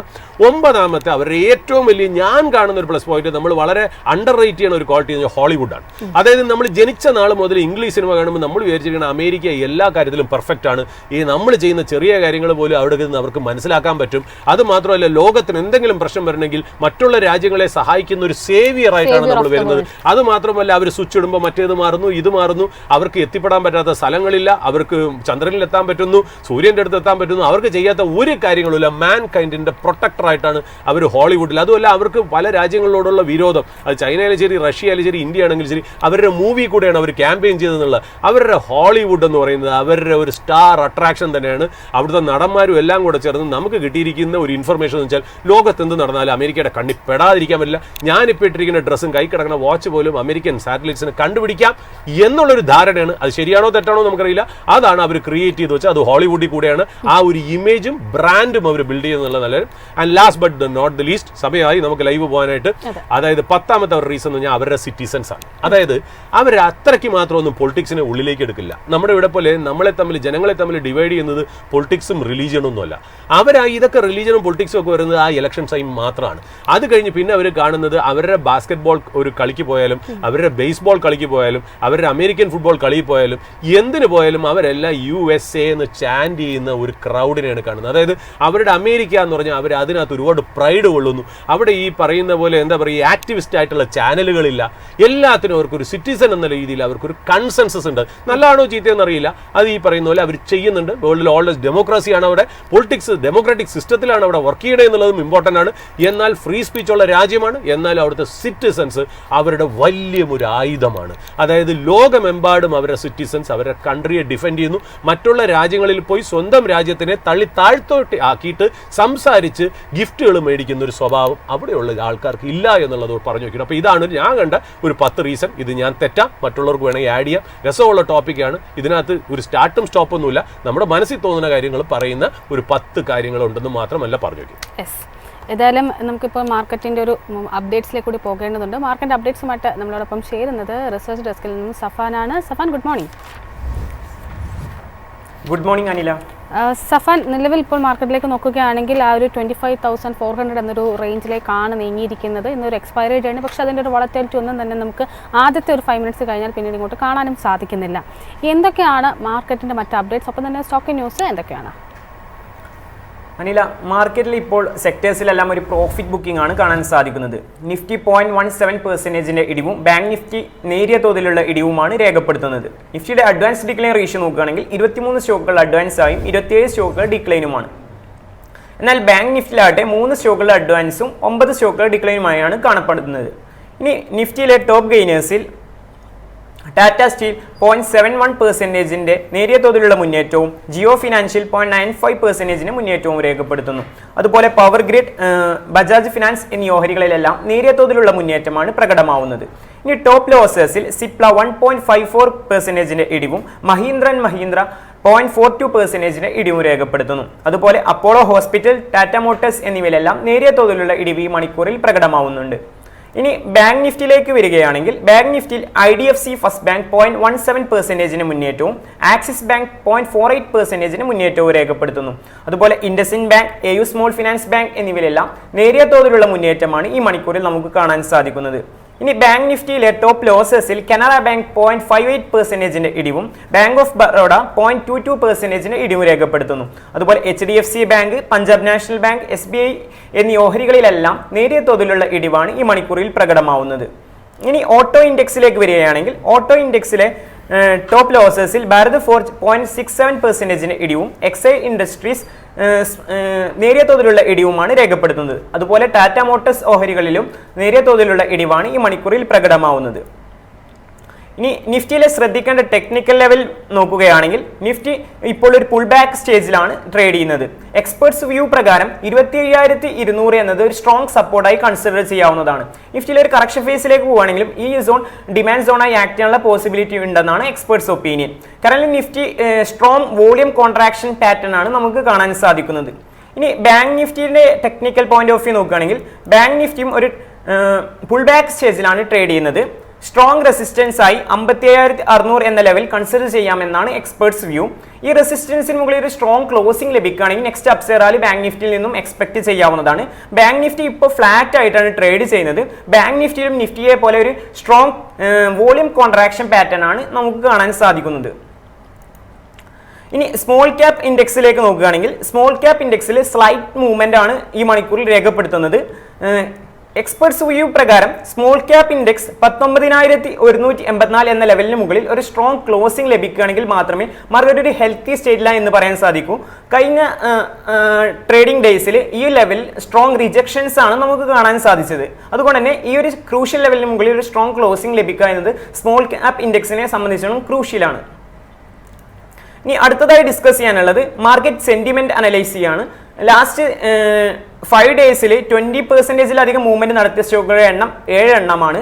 അതുപോലെ ലാസ്റ്റ് 5 ഡേയ്സിലെ 20%-ൽ താഴെ ട്രേഡിംഗ് രേഖപ്പെടുത്തിയ സ്റ്റോക്കുകൾ 5-മാണ്. ഇത് ഇൻഡിക്കേറ്റ് ചെയ്യുന്ന ഒരു ന്യൂട്രൽ സെന്റിമെന്റിലാണ് മാർക്കറ്റ് ട്രേഡ് ചെയ്യുന്നത് എന്നതാണ്. ഇനി അടുത്തതായി ഡിസ്കസ് ചെയ്യാനുള്ളത് ട്രെൻഡിങ് സ്റ്റോക്കായ യൂണിയൻ ബാങ്കിന്റെ എക്സ്പെർട്സ് വ്യൂ ആണ്. ഇത് recent double top based selling ആണ് ഈ ഒരു സ്റ്റോക്കിൽ നമുക്ക് കാണാൻ സാധിച്ചത്. അത് last day down volume last 10 ഡേയ്സിൽ ഉണ്ടായിരുന്ന അപ്പ് വോളിയത്തേക്കാൾ കൂടുതലാണ്. അതായത് സ്ട്രോങ് ഡിസ്ട്രിബ്യൂഷൻ ക്യാനൽ, അതായത് pocket pivot volume based selling ആണ് ഈ ഒരു സ്റ്റോക്കിൽ ലാസ്റ്റ് ഡേ നമുക്ക് കാണാൻ സാധിച്ചത്. ഇതിന്റെ ട്രെൻഡ് അനലൈസ് ചെയ്യുമ്പോൾ കൺഫേം അപ് ട്രെൻഡിലാണ് ഈ സ്റ്റോക്ക് സ്റ്റിൽ ട്രേഡ് ചെയ്യുന്നത്. ഇനി അടുത്തതായി ഡിസ്കസ് ചെയ്യാനുള്ളത് ബ്രോക്കറേജ് റിപ്പോർട്ടാണ്. സിറ്റി HPCLന് ബൈ റേറ്റിംഗ് ആണ് കൊടുത്തിട്ടുള്ളത്. ടാർഗറ്റ് പ്രൈസ് ആയി 510 രൂപ എന്നതാണ് അവരുടെ വ്യൂ. ഈ ഒരു സ്റ്റോക്കിന്റെ പ്രൈസ് ബിഹേവിയർ നോക്കുകയാണെങ്കിൽ സ്ലോ ആൻഡ് ചോപ്പി മൂവർ ആയിട്ടാണ് കാണപ്പെടുന്നത്. വോളിയം അനലൈസ് ചെയ്യുമ്പോൾ ലാസ്റ്റ് 2 ഡേയ്സിൽ സ്ട്രോങ് വോളിയം ആക്ഷൻ ആണ് കാണാൻ സാധിക്കുന്നത്. ട്രെൻഡ് അനലൈസ് ചെയ്യുമ്പോൾ കൺഫേം അപ് ട്രെൻഡിലാണ് ഈ ഒരു സ്റ്റോക്ക് ട്രേഡ് ചെയ്യുന്നത്. ഇതിന്റെ ചാർട്ട് അനലൈസ് ചെയ്യുമ്പോൾ ഈ ഒരു സ്റ്റോക്ക് റാലി അറ്റംപ്റ്റ് സ്റ്റേജിലാണ് ട്രേഡ് ചെയ്യുന്നത്. ഇനി ലിക്വിഡിറ്റി റഷ് ഉള്ള പ്രോസ്റ്റാമിന്റെ ടെക്നിക്കൽ പോയിന്റ് ഓഫ് വ്യൂ നോക്കുകയാണെങ്കിൽ IPO ബേസ് ബ്രേക്ക്ഔട്ടിൽ നിന്നും 50%-ലധികം മൂവ്മെന്റ് ആണ് ഈ ഒരു സ്റ്റോക്കിൽ നമുക്ക് കാണാൻ സാധിച്ചത്. ലാസ്റ്റ് എക്സ്പ്ലോസീവ് മൂവ്മെന്റ്, അതായത് 20% അപ്പർ സർക്യൂട്ട് ആണ് ഈ ഒരു സ്റ്റോക്കിൽ നമുക്ക് കാണാൻ സാധിച്ചത്. ഇതിന്റെ ക്യാരക്ടറിസ്റ്റിക്സ് നോക്കുകയാണെങ്കിൽ ഹൈ ലിക്വിഡിറ്റി റഷ് ഉള്ള ഒരു സ്റ്റോക്ക് ആയിട്ടാണ് കാണാൻ സാധിക്കുന്നത്. അതായത് മൊമെന്റ് ബേസ് ട്രേഡിങ്ങിന് കൺസിഡർ ചെയ്യാവുന്ന കാറ്റഗറിയിലുള്ള ഒരു സ്റ്റോക്കാണ്. വോളിയം അനലൈസ് ചെയ്യുമ്പോൾ സ്ട്രോങ് പോക്കറ്റ് പിവറ്റ് വോളിയവും നമുക്ക് കാണാൻ സാധിക്കുന്നുണ്ട്. എങ്കിൽ പോലും റിസ്ക് റിവാർഡ് റേഷ്യോ നോക്കുമ്പോൾ കറന്റ് ലെവലിൽ എൻട്രി പ്രിഫറബിൾ അല്ല. എക്സ്പെർട്സ് വ്യൂ പ്രകാരം swing traders selling in to strength strategy apply ചെയ്യേണ്ട സെനാരിയിലാണ് ഈ സ്റ്റോക്ക് ഇപ്പോൾ ട്രേഡ് ചെയ്തുകൊണ്ടിരിക്കുന്നത്. ഇനി അടുത്തതായി മറ്റൊരു ട്രെൻഡിങ് സ്റ്റോക്കായ PG ഇലക്ട്രോപ്ലാസ്റ്റിന്റെ എക്സ്പെർട്സ് വ്യൂ നോക്കുകയാണെങ്കിൽ last day up volume last 5 ഡേയ്സിൽ ഉണ്ടായിരുന്ന ഡൗൺ വോളിയത്തേക്കാൾ കൂടുതലാണ്. അതായത് കറന്റ് റൗണ്ട് ബോട്ടം പാറ്റേൺ ആണ് ഫോം ചെയ്തിട്ടുള്ളത്. ബോട്ടം ലെവലിൽ സ്ട്രോങ് ബൈയിങ് നമുക്ക് കാണാൻ സാധിക്കുന്നുണ്ട്. ഇതിന്റെ ട്രെൻഡ് അനലൈസ് ചെയ്യുമ്പോൾ ഡൗൺ ട്രെൻഡ് അണ്ടർ പ്രഷറിലാണ് ഈ ഒരു സ്റ്റോക്ക് ട്രേഡ് ചെയ്യുന്നത്. ഇനി മാർക്കറ്റ് ബ്രെഡ്ത്ത് അനലൈസ് ചെയ്യുകയാണെങ്കിൽ 50 വീക്ക് ഹൈ റേഷ്യോയിലെല്ലാം ഗ്രാജുവൽ ഡിക്രീസ് ആണ് കാണാൻ സാധിക്കുന്നത്. അതായത് 1 എന്ന 50 വീക്ക് ഹൈ റേഷ്യോയിലാണ് ഇപ്പോൾ ട്രേഡ് ചെയ്യുന്നത്. ഇത് ഇൻഡിക്കേറ്റ് ചെയ്യുന്നത് മാർക്കറ്റിൽ ഒരു പ്രോഫിറ്റ് ബുക്കിംഗ് നമുക്ക് കാണാൻ സാധിക്കുന്നുണ്ട് എന്നതാണ്. ഇനി അടുത്തതായി മെധാന്തയുടെ ടെക്നിക്കൽ പോയിന്റ് ഓഫ് വ്യൂ നോക്കുകയാണെങ്കിൽ ഈ സ്റ്റോക്ക് പാരബോളിക് റാലി സ്റ്റേജിലാണ്. ലാസ്റ്റ് 3 ഡേയ്സ് ആയിട്ട് കണ്ടിന്യൂസ് ബൈയിങ് വോളിയം ആണ് ഈ ഒരു സ്റ്റോക്കിൽ കാണാൻ സാധിക്കുന്നത്. എങ്കിൽ പോലും ഈ ഒരു സ്റ്റോക്കിലും selling in to strength strategy apply ചെയ്യുന്നതായിരിക്കും ബെറ്റർ എന്നാണ് എക്സ്പെർട്സ് ഒപ്പീനിയൻ. ഇനി അടുത്തതായി നമുക്ക് ലാസ്റ്റ് 20 ഡേ മൂവിംഗ് ആവറേജിന് മുകളിൽ പ്രൈസ് ക്ലോസ് ചെയ്ത സ്റ്റോക്സിന്റെ നമ്പർ നോക്കുകയാണെങ്കിൽ 1127 ആണ്. അത് ലാസ്റ്റ് ഡേ കമ്പയർ ചെയ്യുമ്പോൾ സ്ലൈറ്റ്ലി ഹൈ ആണ്. എങ്കിൽ പോലും മാർക്കറ്റ് ഇപ്പോൾ ഒരു ന്യൂട്രൽ സ്റ്റേറ്റിലാണ് ട്രേഡ് ചെയ്യുന്നത്. ഇനി അവസാനമായി ഫാർമ സെക്ടറിന്റെ ടെക്നിക്കൽ പോയിന്റ് ഓഫ് വ്യൂ നോക്കുകയാണെങ്കിൽ ഈ ഒരു സെക്ടർ റീടെസ്റ്റ് സോണിലാണ് ട്രേഡ് ചെയ്യുന്നത്. 22,000 എന്ന ലെവലിന് മുകളിൽ റീസെന്റ് ബ്രേക്ക്ഔട്ട് നടത്തിയതിനു ശേഷം ഇതിന്റെ നെക്സ്റ്റ് 22,000 എന്ന റേഞ്ച് ഒരു സ്ട്രോങ് സപ്പോർട്ടായി ആക്ട് ചെയ്യുന്നുണ്ട്. അതുകൊണ്ട് തന്നെ നമുക്ക് ഈ ഒരു സെക്ടറിൽ നിന്നും പുൾ ബാക്ക് റാലി എക്സ്പെക്ട് ചെയ്യാമെന്നാണ് എക്സ്പെർട്സ് ഒപ്പീനിയൻ. ഇനി അവസാനമായി ലാസ്റ്റ് ഡേ സ്ട്രോങ് മൂവേഴ്സ് നോക്കുകയാണെങ്കിൽ 75 ആണ്. ഇത് ഇംപ്രൂവ്മെന്റ് ഈ ഒരു നമ്പറിൽ നമുക്ക് കാണാൻ സാധിക്കുന്നുണ്ടെങ്കിലും സ്റ്റിൽ ലോ നമ്പർ ആണ്. അതായത് MMI ഇൻഡിക്കേറ്റ് ചെയ്യുന്നത് മാർക്കറ്റ് ഇപ്പോൾ ഒരു ന്യൂട്രൽ സ്റ്റേറ്റിലാണ് ട്രേഡ് ചെയ്യുന്നത് എന്നതാണ്. യെസ്, ഇവയൊക്കെയാണ് ഈ മണിക്കൂറിലെ മാർക്കറ്റ് അപ്ഡേറ്റ്സ്. അനില. സഫാനായിരുന്നു ഡീറ്റെയിൽസ് പങ്കുവച്ചത്. സർ, ഇന്നിപ്പോൾ നമുക്ക് നോക്കുകയാണെന്നുണ്ടെങ്കിൽ തീർച്ചയായിട്ടും നമ്മൾ തുടക്കത്തിൽ സൂചിപ്പിച്ചിട്ടുണ്ടായിരുന്നു ഒരു വേദാന്തയുമായി ബന്ധപ്പെട്ടിട്ടുള്ള ഇൻ്റർനാഷണൽ തലത്തിലൊരു അലിഗേഷൻ. ഒരുപക്ഷെ ഈ ഒരു ഇന്ത്യൻ കമ്പനികളെ തുടർച്ചയായിട്ട് ആഗോള തലത്തിൽ ഷോർട്ട് പൊസിഷൻസ് അല്ലെങ്കിൽ ഷോർട്ട് സെല്ലിംഗ് നടത്തുന്ന കമ്പനികൾ ടാർഗറ്റ് ചെയ്യുന്നത് ആദ്യമായിട്ട് ഇതിനു മുമ്പ് ഹിൻഡൻബർഗ് വന്നിട്ടുണ്ടായിരുന്നു. അതിനു മുമ്പ് പല കമ്പനികളും ഇത്തരത്തിലുള്ള നടപടികളൊക്കെ ആ ഒരു ലിസ്റ്റിലേക്ക് ഇപ്പോൾ വേദാന്ത കൂടി വന്നിരിക്കുകയാണ്. വേദാന്തയെ സംബന്ധിച്ചിട്ട് ഇപ്പോൾ പ്രധാനമായിട്ടും വന്നിരിക്കുന്ന ഒരു ആരോപണം എന്ന് പറയുന്നത് വൈസ്രോയ് റിസർച്ച് എന്ന ഒരു ഷോർട്ട് സെല്ലിംഗ് കമ്പനി വേദാന്തയുടെ ഒരു സബ്സിഡറി കമ്പനി ആയിട്ടുള്ള വേദാന്തയുടെ VRL കമ്പനി ഒരു പാരസൈറ്റ് എന്ന നിലയിലാണ് വിശേഷിപ്പിച്ചിരിക്കുന്നത്. അതായത് യാതൊരു തരത്തിലുള്ള മെറ്റീരിയൽ അസറ്റും നിലവിലൊരു ഓപ്പറേറ്റിംഗ് അസറ്റും ഇല്ലാത്തൊരു കമ്പനിയായിട്ടാണ് വിശേഷിപ്പിച്ചിരിക്കുന്നത്. ഈ ഒരു വാർത്ത വന്നതിന് പിന്നാലെ ഇന്നലെ ഉച്ചയ്ക്ക് വളരെ ശക്തമായിട്ടൊരു സെൽ ഓഫ് നേരിട്ടിരുന്നു. എങ്കിൽ പോലും ഇപ്പോൾ വേദാന്തയുടെ ഓഹരികളെ സംബന്ധിച്ച് പരിശോധിക്കുമ്പോഴേക്കും അത്ര അധികം നിക്ഷേപകർ അത്ര അഗ്രസീവായിട്ടൊന്നും റിയാക്ട് ചെയ്തിട്ടില്ല എന്ന് തന്നെ പറയാം. സർ, എന്താണ് ഈ ഒരു വൈസ്രോയ് റിസർച്ച് റിപ്പോർട്ട്? ഇത് എങ്ങനെയാണ് പ്രധാനമായിട്ടും മുന്നോട്ടേക്കുള്ളൊരു കമ്പനിയെ സ്വാധീനിക്കുക, അതിൻ്റെ ഒരു പ്രവർത്തനത്തെ സ്വാധീനിക്കുക? അനില, തീർച്ചയായിട്ടും ഇതൊരു വളരെ കംഫർട്ടിംഗ് ആയിട്ടുള്ളൊരു ന്യൂസ് അല്ല. It came at A wrong time എന്നുള്ളതാണ്. കാര്യം നമ്മളെ സംബന്ധിച്ച് ഒരുപാട് ഹെഡ് വിൻഡ് ഉള്ള സമയമാണ്. അതായത് ടാരിഫിൻ്റെ കാര്യത്തിൽ ഒരു ഡിസിഷൻ ആയിട്ടില്ല. ഇന്ത്യൻ മാർക്കറ്റ്സ് ആണെങ്കിൽ ഈ പറയുന്ന പോലെ നല്ല ഓവർ വാല്യൂഡ് സിറ്റുവേഷനിൽ തന്നെയാണ് ഇന്ത്യൻ മാർക്കറ്റിൽ നിൽക്കുന്നത്. റെഡ് ഹോട്ട് ആയില്ലെങ്കിൽ പോലും അതിന് ഫെയർലി ഓവർ വാല്യൂഡ് എന്ന് പറയുന്നത് ഫെയർ വാല്യുവേഷനിൽ തന്നെയാണ് ഇന്ത്യ നിൽക്കുന്നത് എന്നുള്ളതാണ്. അതിൻ്റെ ഇടയിലാണ് ശരിക്കും പറഞ്ഞാൽ ഇങ്ങനത്തെ ഒരു ന്യൂസ് വരുന്നതെന്നുള്ള. അപ്പോൾ ഈ ശരിക്കും പറഞ്ഞാൽ നമുക്ക് പ്രേക്ഷകരോട് പറയാനുള്ള കാര്യം വെച്ചാൽ ഈ വക കമ്പനികളുണ്ടല്ലോ, അതായത് ഇപ്പോൾ പറഞ്ഞ വൈസ്രോയ് അല്ലെങ്കിൽ അന്ന് വന്ന ഹിൻഡൻബർഗ്, ഇവരെയൊക്കെ എന്താ പറയുക, ഇവരൊക്കെ ഷോർട്ട് സെല്ലേഴ്സ് ആണ്. ഷോർട്ട് സെല്ലേഴ്സ് എന്ന് പറഞ്ഞാൽ അവർ കണ്ടുപിടിക്കുന്ന കാര്യം വെച്ചാൽ ലോകത്ത് പല ഫേമസ് ആയിട്ടുള്ള കമ്പനികളിലെ അക്കൗണ്ടിങ് ഫ്രോഡ്സ് ഒക്കെ കണ്ടുപിടിച്ച് അല്ലെങ്കിൽ അതിലുള്ള മിസ്മാനേജ്മെൻറ്റോ അല്ലെങ്കിൽ അതിലുള്ള എന്താ പറയുക തിരിമറികൾ കണ്ടുപിടിച്ച് വെച്ചിട്ട് അവരതിനെ റിസർച്ച് ചെയ്ത് കണ്ടുപിടിക്കുന്നു. എന്നിട്ട് അതിനെ ഷോർട്ട് അടിക്കുന്നു, അതായത് താഴേക്ക്. നമ്മൾ താഴെ നിന്നൊരു സാധാരണക്കാരൻ ലോങ് ഓൺലി ഇൻവെസ്റ്റർ ആണ്. ലോങ് ഓൺലി ഇൻവെസ്റ്റർ എന്ന് പറഞ്ഞാൽ നമ്മളൊരു സ്റ്റോക്ക് താഴേന്ന് പിടിക്കുന്നു അല്ലെങ്കിൽ ഒരു ഇൻഡിസസ് താഴേന്ന് പിടിക്കുന്നു, അതായത് 100 രൂപയ്ക്ക് നമ്മൾ മേടിക്കുന്നു, 110, 112, 120 എത്തുന്നുള്ള വിശ്വാസത്തിൽ മുകളിലേക്ക് നമ്മൾ ഒരു പ്രോഫിറ്റ് ഉണ്ടാക്കാൻ നോക്കുന്നവരാണ് നമ്മൾ ലോങ് ഓൺലി ഇൻവെസ്റ്റേഴ്സ് എന്ന് പറയുന്നത്. ഷോർട്ട് ഇൻവെസ്റ്റേഴ്സ് നേരെ തിരിച്ച് നമ്മൾ 100 രൂപയ്ക്ക് സെല്ല് ചെയ്ത് വെച്ചിട്ട് അത് താഴേക്ക് വരുമ്പോൾ നമ്മൾ തിരിച്ച് മേടിക്കുന്നു, 80 രൂപയ്ക്ക് മേടിക്കുന്നു എന്നുള്ള. അതിനിപ്പോൾ ഇൻട്രാഡേ മേടിക്കുന്നു അല്ലെങ്കിൽ ഫ്യൂച്ചേഴ്സിൽ എടുക്കുന്നു, അതൊക്കെ വ്യത്യാസമായിട്ടുള്ള കാര്യം. ഞാനൊന്ന് സിമ്പിളായിട്ട് എക്സ്പ്ലെയിൻ ചെയ്തുള്ളൂ. അപ്പോൾ ഇവരൊക്കെ ബേസിക്കലി ഗ്ലോബൽ ഷോർട്ട് സെല്ലേഴ്സ് ആണ്. അതായത് നമ്മളെല്ലാവരും കമ്പനിയുടെ പോസിറ്റീവ് കണ്ടുപിടിച്ചിട്ട് അതിൻ്റെ മുന്നോട്ടുള്ള അതായത് മുകളിലോട്ടുള്ള ഗെയിൻ ക്യാപിറ്റലൈസ് ചെയ്യാൻ നോക്കുമ്പോൾ ഇവർ കമ്പനികളിലെ നെഗറ്റീവ് കണ്ടുപിടിച്ചിട്ട് ഇത് താഴേക്ക് വരും എന്ന് അതിന് വേണ്ടി ബെറ്റ് എടുക്കുന്നവരാണ് ഈ ഷോർട്ട് സെല്ലേഴ്സ് എന്ന് പറയുന്നത്. അപ്പോൾ നമുക്കറിയാമല്ലോ, ഏതാണ്ട് ജാനുവരി 2023 നമ്മളെയൊക്കെ ഞെട്ടിച്ചുകൊണ്ട് തന്നെ ഹിൻഡൻബർഗ് എന്ന് പറയുന്ന ഒരു റിസർച്ച് കമ്പനി, ഒരു അമേരിക്കൻ ബേസ്ഡ് റിസർച്ച് കമ്പനി, ഒരു വലിയൊരു അക്യൂസേഷൻ അഡാനി ഗ്രൂപ്പ് ഓഫ് കമ്പനീസിന് എഗെയിൻസ്റ്റ് വന്നിരുന്നു. പറഞ്ഞത് അക്കൗണ്ടിങ് ഫ്രോഡും സ്റ്റോക്ക് മാനിപ്പുലേഷനും ആയിരുന്നു എന്നുള്ളൊരു അലഗേഷൻ തന്നെയാണ്. ആ ഒരു that has caused a dramatic crash in Adani stocks as well as നമ്മുടെ നിഫ്റ്റി എന്നുള്ളത്. അത് ഡ്രമാറ്റിക് ആയിട്ടുള്ള ക്രാഷ് സംഭവിച്ചു എന്നുള്ളത്. ഏതായാലും നമ്മൾ നോക്കുകയാണെങ്കിൽ ഇൻവെസ്റ്റേഴ്സിൻ്റെ $100 billion market value wipe out ചെയ്ത ഒരു ഇൻസിഡൻ്റ് ആയിരുന്നു ജാനുവരി 2023 ഹിൻഡൻബർഗ് ഈ ഇഷ്യൂ കൊണ്ടുവരുന്ന കാര്യം. അപ്പോൾ അന്ന് തന്നെ അവർ പറഞ്ഞിരുന്നു, അഡാനിയുടെ കുറേ കാര്യങ്ങൾ പറഞ്ഞു, അഡാനി അത് റിജക്റ്റ് ചെയ്തു. അങ്ങനെ കുറേ കാര്യങ്ങൾ അങ്ങോട്ടും ഇങ്ങോട്ടും നടന്നു. ഈവൻ സെബി അവിടെ ചെയർപേഴ്സൺ എഗെയിൻസ്റ്റ് വരെ അതിനകത്തൊരു എൻക്വയറിയും ഇൻവെസ്റ്റിഗേഷനും വന്നു എന്നുള്ളതാണ്. എന്തോ ഭാഗ്യം കൊണ്ടോ അല്ലെങ്കിൽ അതിൻ്റെ സത്യാവസ്ഥ കൊണ്ടോ തീർച്ചയായിട്ടും അതൊക്കെ എന്താ ഒരു ശരിയാണ് ബേസ്ലെസ് ആണെന്ന് തെളിയിക്കപ്പെട്ടു. പിന്നെ അത് കഴിഞ്ഞ് അഡാനി സ്റ്റോക്സ് ഒക്കെ റിക്കവർ ചെയ്തു എന്നുള്ള. പക്ഷേ ഈ ഹിൻഡൻബർഗ് അഡാനിക്ക് എഗെയിൻസ്റ്റ് അടിക്കുമ്പോൾ തന്നെ അവർ പറഞ്ഞിരുന്നു, ഇനി ഞങ്ങൾ വേറൊരു ഗ്രൂപ്പ് കമ്പനിയായിട്ട് ഞങ്ങൾ വീണ്ടും വരുന്നതാണ് എന്ന് പറഞ്ഞിരുന്നു. അന്ന് മുതൽ മാർക്കറ്റ് വേദാന്തയാണ് പേടിച്ചിരുന്നത് എന്നുള്ള സത്യമായിരുന്നു. പിന്നെ അങ്ങോട്ടേക്ക് വരുമ്പോഴത്തേക്കും ഹിൻഡൻബർഗ് അതിനെ ശരിക്കും പറഞ്ഞാൽ അവർ ക്ലോസ് ചെയ്തു. അങ്ങനെയൊക്കെ അങ്ങ് ഈ കാര്യം അങ്ങ് മാഞ്ഞ് അലിഞ്ഞു പോയി എന്നുള്ളതാണ് കാര്യം. ഇത് ഇപ്പോൾ ഒരു പുതിയ കമ്പനി, ഇനിയിപ്പോൾ വൈസ്രോയ്ക്ക് ഇനി ഹിൻഡൻബർഗ് ആയിട്ട് എന്തെങ്കിലും ബന്ധമുണ്ടോ എന്നുള്ളത് ഇനി വരും ദിവസങ്ങളിൽ മാത്രമേ അറിയാവുള്ളൂ. വൈസ്രോയ് എന്നൊരു പുതിയ കമ്പനി സീനിലേക്ക് വന്നിരിക്കുന്നു. അത് വീണ്ടും ഒരു US ഫോം തന്നെയാണ്.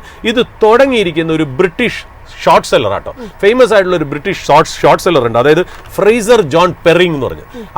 അദ്ദേഹത്തിന്റെ കുറച്ചൊരു ഓസ്ട്രേലിയൻ ഫ്രണ്ട്സും കൂടെ ചേർന്ന് തുടങ്ങിയ കമ്പനിയാണ് ഈ വൈസ്രോയ് എന്ന് പറയുന്നത്. അവരെ തന്നെ വിശേഷിപ്പിക്കുന്നത് എന്താണെന്നറിയോ, അതായത് ഇൻവെസ്റ്റിഗേറ്റീവ് ഫിനാൻഷ്യൽ റിസർച്ച് ഗ്രൂപ്പ് എന്നാണ്. അതായത് ഞങ്ങൾ ഏതൊരു ഡിക്റ്റേറ്റീവിനെ പോലെയാണ് ഞങ്ങൾ മാർക്കറ്റുകളിൽ പെരുമാറുന്നത് എന്നുള്ളത്. അതായത് ഞങ്ങൾ എൻകറേജ് ചെയ്യുന്നത് മാനേജ്മെന്റുകൾക്ക് ഗ്രേറ്റർ എന്താ പറയുക ട്രാൻസ്പെറൻസി വേണം, മാനേജ്മെന്റിന് അക്കൗണ്ടബിലിറ്റി വേണം, ഡിസ്ക്ലോഷേഴ്സ് കറക്റ്റ് ആയിരിക്കണം, റിപ്പോർട്ടിംഗ് കറക്റ്റ് ആയിരിക്കണം. അതാണ് ഞങ്ങളുടെ ഉദ്ദേശം എന്നാണ് അവർ പറഞ്ഞു വയ്ക്കുന്നത്. അപ്പോൾ പ്രത്യേകിച്ച് പബ്ലിക് ലിസ്റ്റഡ് കമ്പനീസ്, അതായത് ലിസ്റ്റഡ് കമ്പനീസ് പാലിക്കേണ്ട കുറേ കാര്യങ്ങൾ പാലിക്കണം, ഇല്ലെങ്കിൽ ഞങ്ങളത് പുറത്ത് കൊണ്ടുവരും എന്നുള്ള രീതിയിലാണ് അവരുടെ ഒരു രീതി എന്നുള്ളതാണ് അവർ പറയുന്നതെന്നുള്ള. ദാ വീണ്ടും വന്നിരിക്കുന്നു പ്ലേ ബുക്ക്. അതായത് 2023 ജാനുവരിയിൽ നമ്മൾ കണ്ട സെയിം പ്ലേ ബുക്ക് റിപ്പീറ്റ് ചെയ്തിരിക്കുന്നു. ഇപ്രാവശ്യം അഡാനിക്ക് എഗെയിൻസ്റ്റ് അല്ല, ഹിൻഡൻബർഗും അല്ല, പകരം വൈസ്രോയ് ആണ് വന്നിരിക്കുന്നത്. വേദാന്ത ഗ്രൂപ്പിന് എഗെയിൻസ്റ്റ് ആണ്. അതായത് ടാർഗറ്റ് ചെയ്തിരിക്കുന്ന ഗ്ലോബൽ മൈനിങ് ബാരൻ അല്ലെങ്കിൽ ഇന്ത്യയിലെ തന്നെ മൈനിങ് ബാരനായ അനിൽ അഗർവാലിന്റെ വേദാന്ത ഗ്രൂപ്പിന് എഗെയിൻസ്റ്റ് ആണ് വന്നിരിക്കണേ എന്നുള്ളത്. വന്നിരിക്കുന്ന ഏതാണ്ട് 87 പേജ് റിപ്പോർട്ടാണ്. എനിക്ക് കുറച്ച് എക്സെപ്റ്റ്സ് കിട്ടി, ഞാൻ വായിച്ച് തുടങ്ങുന്നേ ഉള്ളൂ. അതുകൊണ്ട് എൻ്റെ ഞാൻ ഇന്ന് പറയാൻ പോകുന്ന ഇൻഫർമേഷൻ ശരിക്കും പറഞ്ഞാൽ ലിമിറ്റഡ് ആയിരിക്കും. വരും ദിവസങ്ങളിൽ ആവശ്യമുണ്ടെങ്കിൽ നമുക്കിത് പറയാമെന്ന് മാത്രം. പക്ഷേ വായിച്ചു തുടങ്ങാൻ എനിക്ക് ഭയങ്കര ഇൻട്രസ്റ്റ് ആയി എന്നുള്ളതാണ് അതിനകത്ത് രസമായിട്ടുള്ള കാര്യം. ആ റിപ്പോർട്ടിലെ അലഗേഷൻ എന്ന് വെച്ചാൽ ഇതിൻ്റെ ഗ്രൂപ്പ് സ്ട്രക്ചർ ഉണ്ടല്ലോ, അതായത് വേദാന്തയുടെ ഗ്രൂപ്പിൻ്റെ സ്ട്രക്ചർ എന്ന് പറയുന്നത് ഓപ്പറേഷണലി കോംപ്രമൈസ്ഡ് ആണ്. Poses a severe under appreciated risk to എന്താ പറയുക ക്രെഡിറ്റേഴ്സ്. അതായത് അതിന് കാശ് കൊടുത്തവർക്ക് ഒരുപാട് റിസ്ക് അതിനകത്ത് ഉണ്ട് എന്നുള്ളതാണ് ഈ റിപ്പോർട്ട് ഇൻ ഷോർട്ടായിട്ട് അത് പറഞ്ഞു വയ്ക്കണം എന്നുള്ള. അത് കാരണം അവരുടെ ആക്ഷൻ എന്താണെന്ന് വെച്ചാൽ ദേ ഹാവ് ഷോർട്ടഡ്, അതായത് ഷോർട്ട് ചെയ്തു. അതായത് നമ്മൾ മാർക്കറ്റിൽ ലോങ് ഓൺലി എന്ന് പറഞ്ഞല്ലോ, അതിന് ഷോർട്ടായിട്ട് കളിക്കുന്നവരുണ്ടെന്നല്ലോ. ഷോർട്ട് സ്ട്രാറ്റജി അവർ അപ്ലൈ ചെയ്തേക്കാണ്. ഏതിൻ്റെ?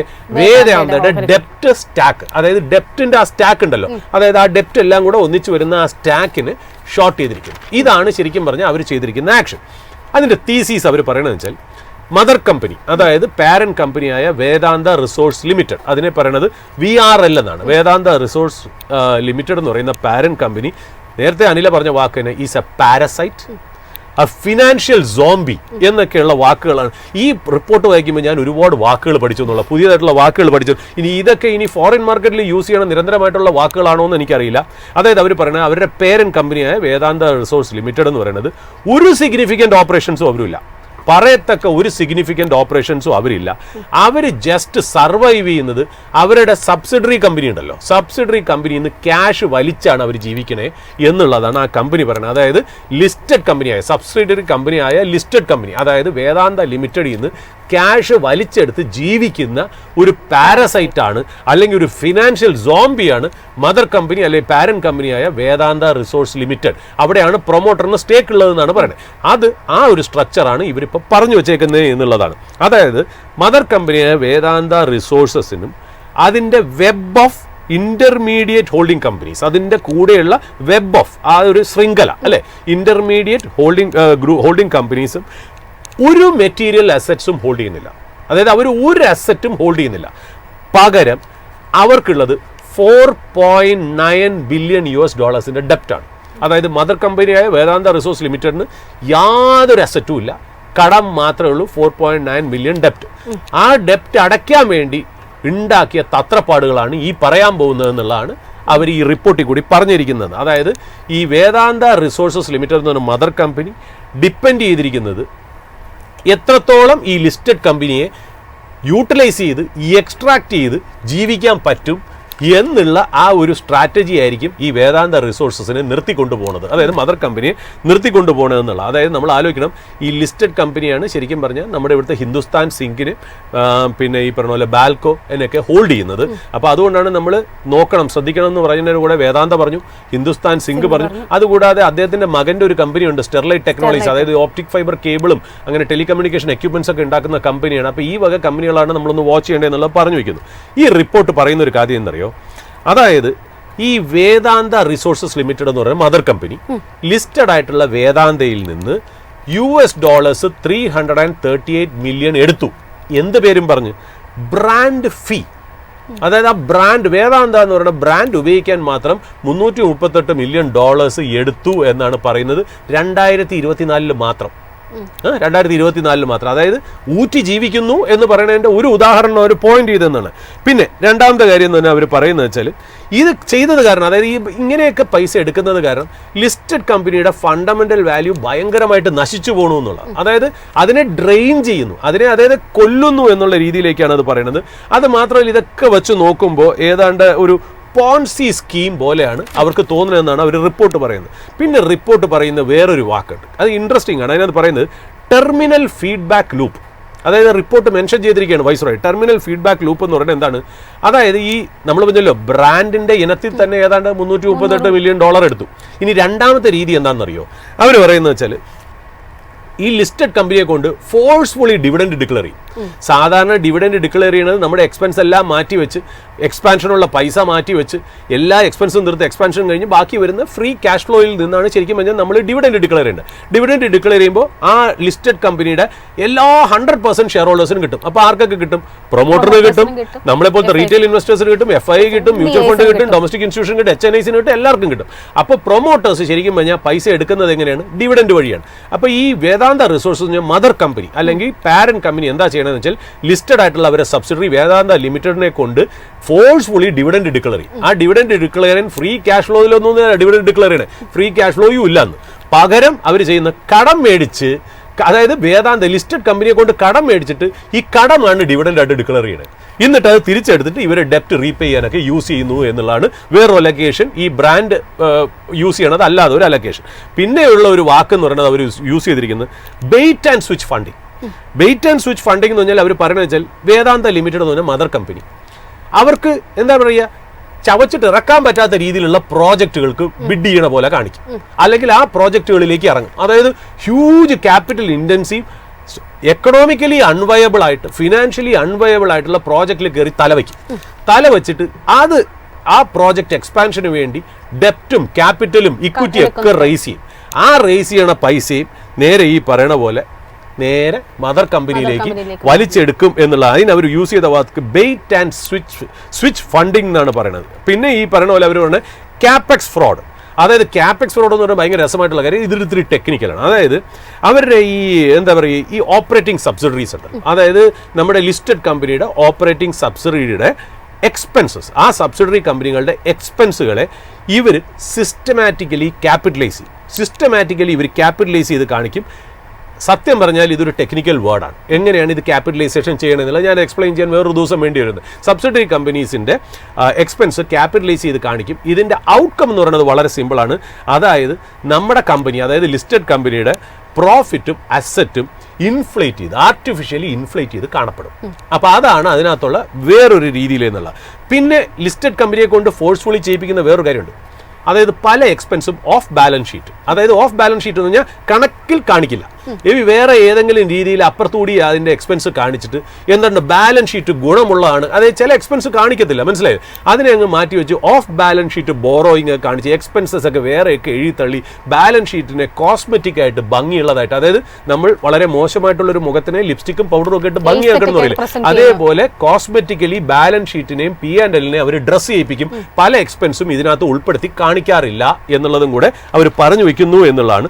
പിന്നെ അത് മാത്രമല്ല, അവരെ സംബന്ധിച്ച് ഈ പറയുന്ന വെച്ചാൽ മാനേജ്മെന്റിന് ഒരു ഹാബിച്വൽ പ്രോബ്ലം ഉണ്ടെന്ന്. അതായത് ഈ മാനേജ്മെന്റ്, പ്രത്യേകിച്ച് അനിൽ അഗർവാൽ ആൻഡ് ഫാമിലിക്ക് ഉള്ള ഒരു പ്രോബ്ലം വെച്ചാൽ അവരുടെ മെയിൻ പരിപാടി എന്ന് പറഞ്ഞാൽ എപ്പോഴും പോസിറ്റീവ് ന്യൂസും ആർട്ടിക്കിൾസും മീഡിയയിൽ ക്രിയേറ്റ് ചെയ്യും. അതും ഈ വലിയ പുതിയതായിട്ട് വരുന്ന ന്യൂ ഏജ് ടെക്നോളജീസ്, അതായത് ഞങ്ങൾ ഡേറ്റാ സെന്റർ തുടങ്ങാൻ പോകുന്നു, ഞങ്ങൾ സെമി കണ്ടക്ടർ അല്ലെങ്കിൽ ചിപ്സ് മാനുഫാക്ചറിങ് തുടങ്ങാൻ പോകുന്നു, അല്ലെങ്കിൽ ഗ്ലാസ് മാനുഫാക്ചറിങ് തുടങ്ങാൻ പോകുന്നു, അങ്ങനെ വലിയ വലിയ പ്രോജക്റ്റുകളൊക്കെ ഈ അനൗൺസ് ചെയ്ത് എപ്പോഴും ഈ കമ്പനി ഭയങ്കര ഗ്രോയിങ് ആണ് എന്നുള്ള ഒരു പോസിറ്റീവ് വൈബ് ഒക്കെ ഉണ്ടാക്കി ആ കമ്പനിയെ അങ്ങ് ലൈം ലൈറ്റിൽ നിലനിർത്തി മാധ്യമങ്ങൾക്കൊക്കെ കാശ് കൊടുത്ത് ഇങ്ങനെ ഒരുപാട് ന്യൂസ് ആർട്ടിക്കിൾ എഴുതിപ്പിച്ച് എപ്പോഴും ആ കമ്പനി വലിയൊരു ഗ്രോത്ത് കമ്പനിയാണെന്നൊക്കെ കാണിച്ച് ഫണ്ട് റേസ് ചെയ്യിപ്പിക്കുക. അതായത് ഡെപ്റ്റ് വഴിയോ അല്ലെങ്കിൽ ഇക്വിറ്റി വഴിയോ ഫണ്ട് റേസ് ചെയ്യുക എന്നുള്ളതൊക്കെയാണ് അവർ പറയുന്നത് എന്നുള്ള.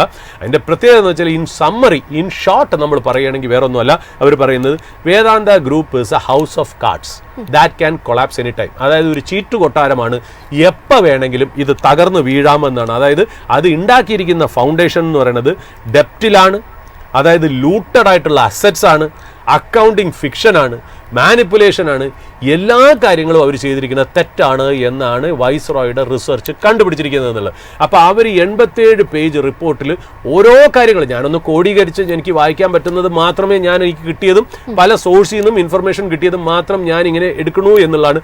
പല ചാനലുകളും ഇത് റിപ്പോർട്ട് ചെയ്യുന്നൊന്നും ഞാൻ പ്രതീക്ഷിക്കുന്നില്ല. കാര്യം എന്ന് വെച്ചാൽ ഈ പറയുന്ന പോലെ വേദാന്തയൊക്കെ ഭയങ്കരമായിട്ട് അഡ്വർടൈസ്മെന്റ് കൊടുക്കുന്നവരാണ് എന്നുള്ളതാണ്. എന്തിനാ ഞാനിപ്പോൾ മാർക്കറ്റിൽ നമ്മൾ ഓപ്പണിംഗ് ഹൗസിന് കയറുമ്പോഴും അനിലെ ലൈവ് സംസാരിക്കുമ്പോഴും ഞാൻ ഈ സ്റ്റോക്കിന്റെ പ്രൈസ് മൂവ്മെന്റ് ഒക്കെ കാണുന്നത്, അതിനകത്ത് ഒരു ന്യൂ ഇയർ റിയാക്ഷൻ കണ്ടിട്ടില്ല. ഇന്നലെ ഉച്ചയ്ക്ക് ശേഷം ചെറുതായിട്ട് ഡൗൺ ആയി എന്നല്ലാതെ വേറെ ഒന്നും കണ്ടിട്ടില്ല എന്നുള്ളതാണ് നമുക്ക് മനസ്സിലാക്കുന്നത് എന്നുള്ളതാണ്. അപ്പോൾ ഈ പറയുന്ന പോലെ ഇത്രയും കാര്യങ്ങൾ അതിനകത്തുണ്ട്. ഇനി ഇതിനെ അനലൈസ് ചെയ്ത് വരുമ്പോഴാണ് ഇനി വേറെ എന്തെങ്കിലുമൊക്കെ ചെയ്ത് നമ്മൾക്കിപ്പോൾ എന്ന് വെച്ചാൽ ഇന്നലെ കിട്ടിയ റിപ്പോർട്ട് വായിക്കാൻ സമയം കിട്ടുന്നുണ്ട്. 87 പേജ് റിപ്പോർട്ട് എന്നൊക്കെ പറയുന്നത് നമുക്ക് ചില്ലറ കാര്യങ്ങളല്ല. അത് അറിയാവുന്നവൻ പോലും താമസിക്കുമ്പോൾ നമ്മളെപ്പോലത്തെ വെറും ഇൻസിഗ്നിഫിക്കൻ്റ് ആയിട്ട് സ്മോൾ ആയിട്ടുള്ള ഒരു ചെറിയൊരു മനുഷ്യനായിട്ടുള്ള നമുക്കിതൊക്കെ വായിച്ചെടുക്കാനായിട്ട് ഇത്തിരി 2 ദിവസം എടുക്കും എന്നുള്ളത് സത്യം. എന്നാലും കുറേ വാക്കുകൾ എനിക്ക് പഠിക്കാൻ പറ്റി എന്നുള്ള, അതായത് ടെർമിനൽ ഫീഡ്ബാക്ക് ലൂപ്പ് ആ സ്ട്രാറ്റജി എനിക്ക് അറിയായിരുന്നു. അതായത് ഈ പറയുന്ന പോലെ ക്യാഷ് ഫ്ലോ ഒന്നും ഇല്ലാത്ത കമ്പനികൾ ഈ പറയുന്ന പോലെ ഫണ്ടൊക്കെ റേസ് ചെയ്തിട്ട് ഡിവിഡൻഡ് മദർ കമ്പനിക്ക് കൊടുക്കുന്നതൊക്കെ സർവ്വസാധാരണം തന്നെ. പക്ഷേ അതിനെ വിളിച്ചിരുന്നത് ടെർമിനൽ ഫീഡ്ബാക്ക് ലൂപ്പാണെന്നുള്ളത് ഞാൻ ഇപ്പോഴാണ് മനസ്സിലാക്കിയെന്നുള്ള. രണ്ടാമത് അവർ പറഞ്ഞ ബെയ്റ്റ് ആൻഡ് സ്വിച്ച് ഫണ്ടിങ്. അതായത് ബെയ്റ്റ് ആൻഡ് സ്വിച്ച് ഫണ്ടിങ് എന്ന് പറഞ്ഞാൽ നമ്മൾ സാധാരണ പറയാറുണ്ട്. അതായത് നമ്മൾ പറയില്ലേ, നമുക്ക് എടുത്താൽ പൊക്കാൻ പറ്റാത്ത കാര്യങ്ങളൊക്കെയുള്ള പ്രോജക്റ്റുകളൊക്കെ നമ്മൾ ഈ പറയുന്ന പോലെ അവതരിപ്പിച്ച് ഈ പറയുന്ന പോലെ ഫണ്ടൊക്കെ റേസ് ചെയ്തിട്ട് അതിനെ ഈ പറയുന്ന പോലെ മദർ കമ്പനിക്ക് ഡിവിഡൻഡ് ആയിട്ടോ വേറെ എന്തെങ്കിലും കാരണത്താൽ കൊടുക്കുക എന്നൊക്കെ പറയുന്നത് ഈ പറയുന്ന കാര്യങ്ങളൊക്കെ ഉണ്ടല്ലോ. ഞാൻ ഇന്നാളെ ഏതാണ്ട് 10-15 കൊല്ലം മുമ്പേ നെസ്ലയുടെ ഒരു ആനുവൽ റിപ്പോർട്ട് വായിച്ചപ്പോൾ, നെസ്ലെ ഇന്ത്യയുടെ ആനുവൽ റിപ്പോർട്ട് വായിച്ചപ്പോൾ, അതായത് നെസ്ലെ ശരിക്കും പറഞ്ഞാൽ ഈ മൾട്ടിനാഷണൽ കമ്പനിയെ അവരുടെ മദർ കമ്പനിക്ക് എങ്ങനെയാണ് പൈസ കൊടുക്കണമെന്ന് അറിയോ? അതായത് ഇപ്പോൾ മാനേജ്മെൻ്റ് ഒക്കെ ഇവിടെയാണല്ലോ. അതായത് ഒരു നെസ്ലെ എന്ന് പറയുന്നത് നെസ്ലെ ഇന്ത്യ അല്ലെങ്കിൽ ഹിന്ദുസ്ഥാൻ യൂണിയിൽ വരുന്നു കഴിഞ്ഞാൽ ഇവിടുത്തെ CEO ആണ്, ഇവിടുത്തെ CFO ആണ്, അല്ലെങ്കിൽ ഇവിടുത്തെ CTO ആണ്, ചീഫ് മാർക്കറ്റിംഗ് ഓഫീസറൊക്കെ ഇന്ത്യൻസ് ആണ്. അവർക്ക് ശമ്പളം കൊടുക്കുന്നു. ഈ പറയുന്ന മദർ കമ്പനി ബ്രിട്ടീഷ് കമ്പനിക്ക് ഇന്ത്യൻ കമ്പനിയിൽ നിന്ന് എങ്ങനെയാണ് പൈസ കിട്ടണമെന്ന് അറിയോ? കൊല്ലം പൈസ കിട്ടുന്നത് ഡിവിഡൻഡ് ഡിക്ലറേഷനിൽ നിന്നാണ്.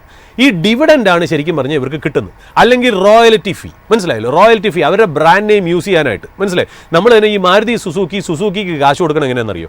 റോയൽറ്റി ഫീസ് വഴിയാണ്. അപ്പോൾ റോയൽറ്റി ഫീസ് വഴിയും ഡിവിഡൻസും ആയിട്ടാണ് ഈ മൾട്ടിനാഷണൽ കമ്പനി മദർ കമ്പനികൾക്ക് പൈസ കിട്ടണം എന്നുള്ളതാണ് അതിനകത്ത് ഇമ്പോർട്ടൻ്റ് ആയിട്ടുള്ള കാര്യം. അപ്പോൾ ഈ നെസ്ലയിൽ ഞാൻ 10-15 കൊല്ലം മുമ്പ് ഞാൻ ശ്രദ്ധിച്ച കാര്യം വെച്ചാൽ ഞാൻ നോക്കിയപ്പോൾ അവർ ആനുവൽ റിപ്പോർട്ടിൽ ഒരു എൻട്രി കിടക്കുന്നു ഫിനാൻഷ്യൽ സ്റ്റേറ്റ്മെൻറ്റിൽ, എൻട്രി ടു നെസ്ലെ ഓസ്ട്രേലിയ, അതായത് ടെക്നോളജി ട്രാൻസ്ഫറിന് പൈസ കൊടുത്തു എന്നുള്ള. AGM അത് ചോദിച്ചിട്ട് അവർക്ക് വലിയ ഉത്തരവൊന്നും ഇല്ലായിരുന്നു എന്നുള്ള. അതായത് അവരുടെ വേറൊരു സബ്സിഡറി കമ്പനിയായ ഓസ്ട്രേലിയയിലേക്ക് ഇന്ത്യൻ കമ്പനിയിൽ നിന്ന് പൈസ ഒരു ഹെഡിൽ കണക്കെഴുതി അങ്ങോട്ടേക്ക് ട്രാൻസ്ഫർ ചെയ്തു.